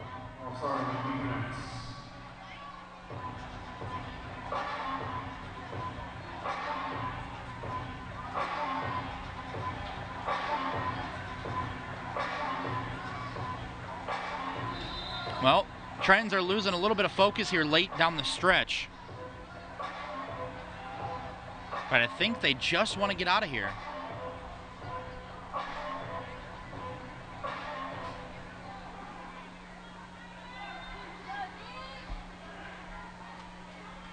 And here we go one more time, the Venom inside the 2-yard line. Dalton keeps it himself, plugs away. You can scratch and claw, but you ain't bringing him down. Touchdown, Venom. And Cole's done a really good job all night long of just churning his feet, keeping his feet moving even after contact. You saw it right there, and that's how he was able to put the ball in the end zone for his team. 68-42 is the score with just over 2 minutes left to go in the game. So we knew there would still be a lot of points coming out of the halftime break, even with a giant lead by the Tritons. And that's how arena football goes. You are never out of it, even if you're down by 40. Yeah, but I'll tell you this. I know Coach Chavez and Coach Anderson, they're not happy about these late scores. Oh, I'll bet. From the Venom. 2-point conversion attempt. Dalton over the middle, wide open. 2-point conversion is good. 44 points for the Venom. They've cut the lead to 24 points. With 2 minutes, I don't think that's impossible. But for now, we're going to take a break over on KDF. Stick with us on YouTube. We'll be back for the remainder of the fourth quarter coming up.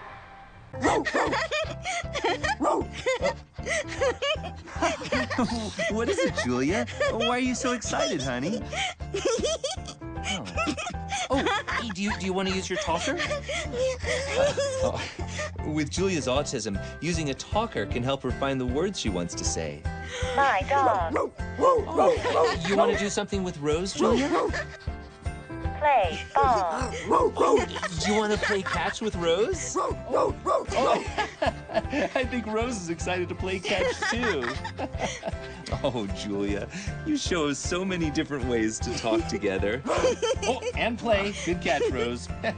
Okay, give Julia the ball. There you go. Okay, throw the ball, Julia.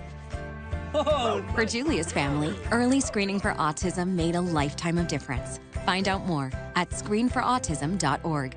Okay, Julia, there you go. Whoa, another good throw. That's the way. So here come the Venom. And welcome back on KDF. Venom kickoff. It's received down by the goal line for the Tritons. Got some room to run. Taking the blows and still getting out to midfield. So now, 2:06 to go. I want to say, you just keep plugging away and get some short yardage plays. Yeah, keep the ball on the ground, run the ball right at the middle, and keep that ball going forward.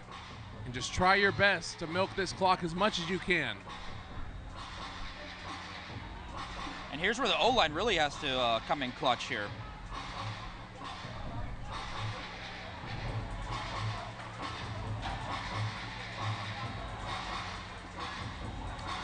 No receivers in motion right now. Here we go with one. Grimsley. Hunt Tries to pitch it, it's on the ground. And the Venom recover. A bad pitch between Hunt and King, and this is worst case scenario for the Tritons with minute 39 left. Down 24, Venom still want to make some noise. Just right there, miscommunication on the pitch. You'd like to just see them hand it off there in that type of situation, not even give it a chance for the ball to get on the floor. But right there, the Venom taking advantage of a miscue from the Triton. And we'll see what they can do with it with a minute 39 left. And the odd thing there is when Hunt dropped back, he was within a foot of King. All he had to do was really just stick his arm out. Nonetheless, the Venom have the ball at the Tritons 21 with a minute 28 and ticking left. So an odd snap. Oh, the blitz gets through. It's Smith. Misses. The throw gets off. Incomplete. Oh, Smith. Like he's shot out of a cannon. Yeah, Smith has just been a terror back there for Cole. And right there, we thought Smith may have had another one, but nope. Long, incomplete pass. Clock's still ticking, though. That was a great design, delayed blitz by the Tritons to cause some havoc there as we've reached the 1 minute warning. So now, as we mentioned, the clock will stop during this 1 minute period for first downs, but the ball must go forward for either team for the clock to continue to run. Unless, let's say, Nick Smith comes on a sack and makes the sack in the backfield, correct? I believe so.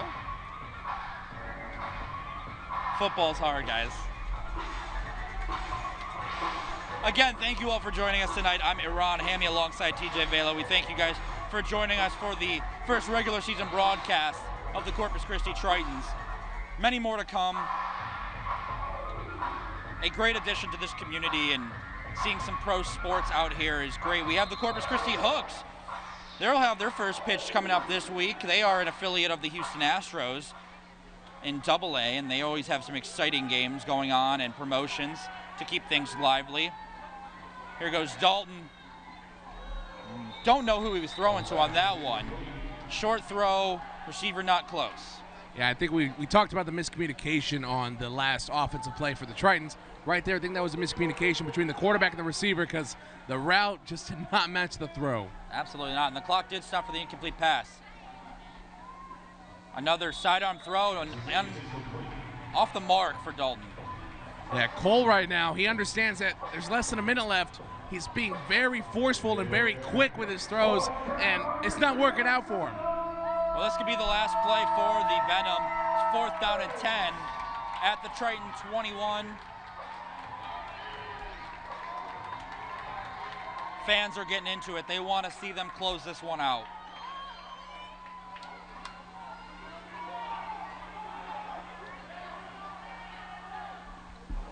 Snap's good. Throw to the right, caught. Off the boards, he's still on his feet. I believe he's going to be down. Should be down. I want to know how he's not down by contact there. We pushed him into the Tritons wall. Pushed the receiver into the boards. And that's what Coach Anderson is arguing right now. How is that not a down right there? How is that a touchdown? It's might be the ref's first game too. Oh, they are people. Just give them some time. That guy doesn't think they're people. Ref's still discussing this one as the ball's placed right now at the extra point mark, 2.5-yard line. And they're going to rule it a touchdown. So the Venom score, take 12 seconds off the clock after the 1 minute warning. It's 68-50. This game has gotten a lot closer than it has seemed all night. 2-point conversion attempt. Dalton goes right, pitch over the top and out of bounds. Yeah, those last two scores that the Venom have had, it's made this game look way closer than it actually is. And honestly, the turning point where the momentum really started to change was the ejection of Deron Maxwell. You're absolutely right. I mean, when you think about that, losing him, yes, you lose a great defensive part of the game, but you also gave the other team a lot of hope, a lot of maybe, oh, we can do this. But it doesn't look like it so far. Hopefully the Tritons can get the ball back and end this contest. So because this is the first regular season game that the Tritons are actually playing, there's a lot to learn from this. They've learned about their offense. They've learned about the emotions that run high during a game like this. They've learned about closing a game out when you get ahead big.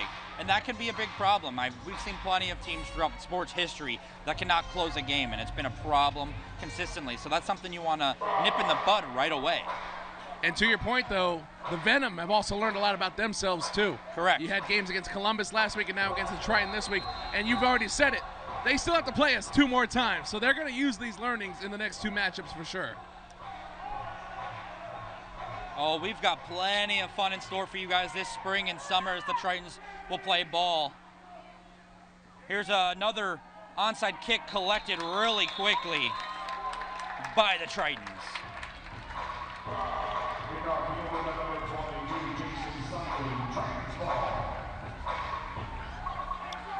Jason Simon recovering that one around the 10-yard line. 47 seconds left. And you really can't take your foot off the pedal that much. You still got to move the ball. And you want to, as we saw in the last possession, not lose focus. I think Coach Chavez wants to score here.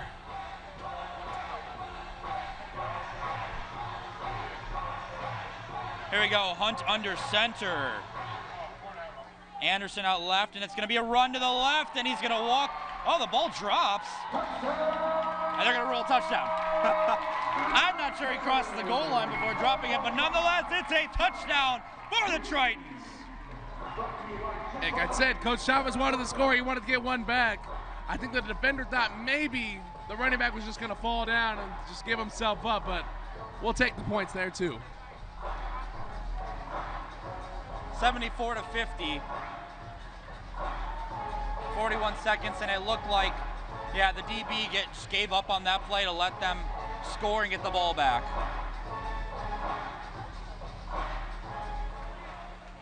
Two-point conversion coming. 2 receivers out right. Another in motion to the right. There it is again! Big fella. Big fella. Do the dance. Do the dance.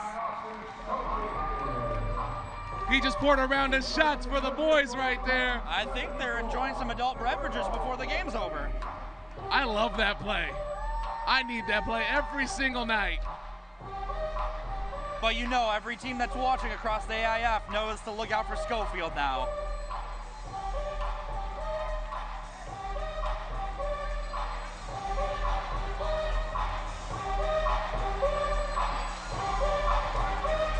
Party still going here, 76-50. Tritons trying to close this one out, the longest minute of your life.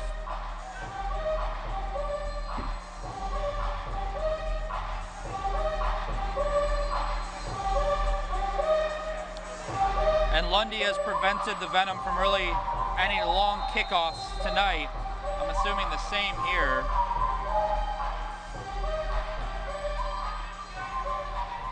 But will TJ get his Uno is the real question. Will TJ see an Uno tonight? I sure hope so. I wanted one when we had 68 points. There is a long kick that's returned. Dodges the defenders pretty quickly, and then knees kind of buckle there around the 15.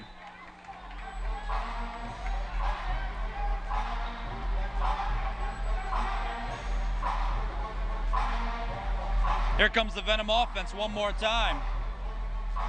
35 seconds left to play. It's going to be first down and 10. Just over the Venom's 15. What have you enjoyed most tonight, TJ? The atmosphere, the fans. The play on the field has been great. I've loved it. Everything from offense, defense, special teams, but the energy that has been in the American Bank Center has been off the charts. It has been so lit in here, and the fans know it. Arena football is back, and you can see by the score, I think we're going to have a lot of fun this season.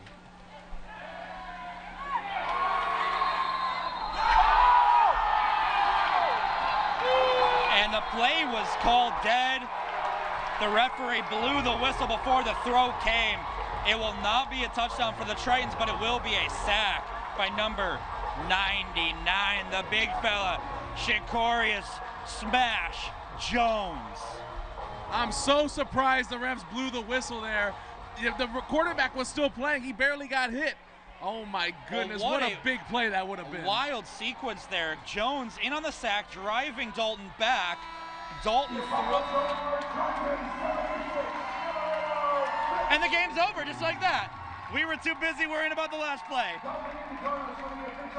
And that is a first official home win for the Corpus Christi Tritons in the American Indoor Football League. 76-50 over the Amarillo Venom. Welcome to the league, Corpus Christi. An excellent atmosphere out here tonight. Thank you all for joining us on KDF and on YouTube. TJ, any closing remarks? It's going to be a fun season. It's going to be a fun season in the 361. Grab your tickets, get out to the American Bank Center because you don't want to miss it. Stick with us the rest of the season. Like I said, spring and summer. Our next game is April 14th on a Sunday, 3:05 against Cedar Rapids. We'll see you all there. For TJ Vela, I'm Iran Hammy. Thank you for joining us. Go Tritons. As adults, we're being a model for those who are coming behind us. There is a community that is supporting us. We're here to serve the people no matter what it is. And we were just like brainstorming, like, what can we do to help out here in Corpus? This is our way of giving back to the community.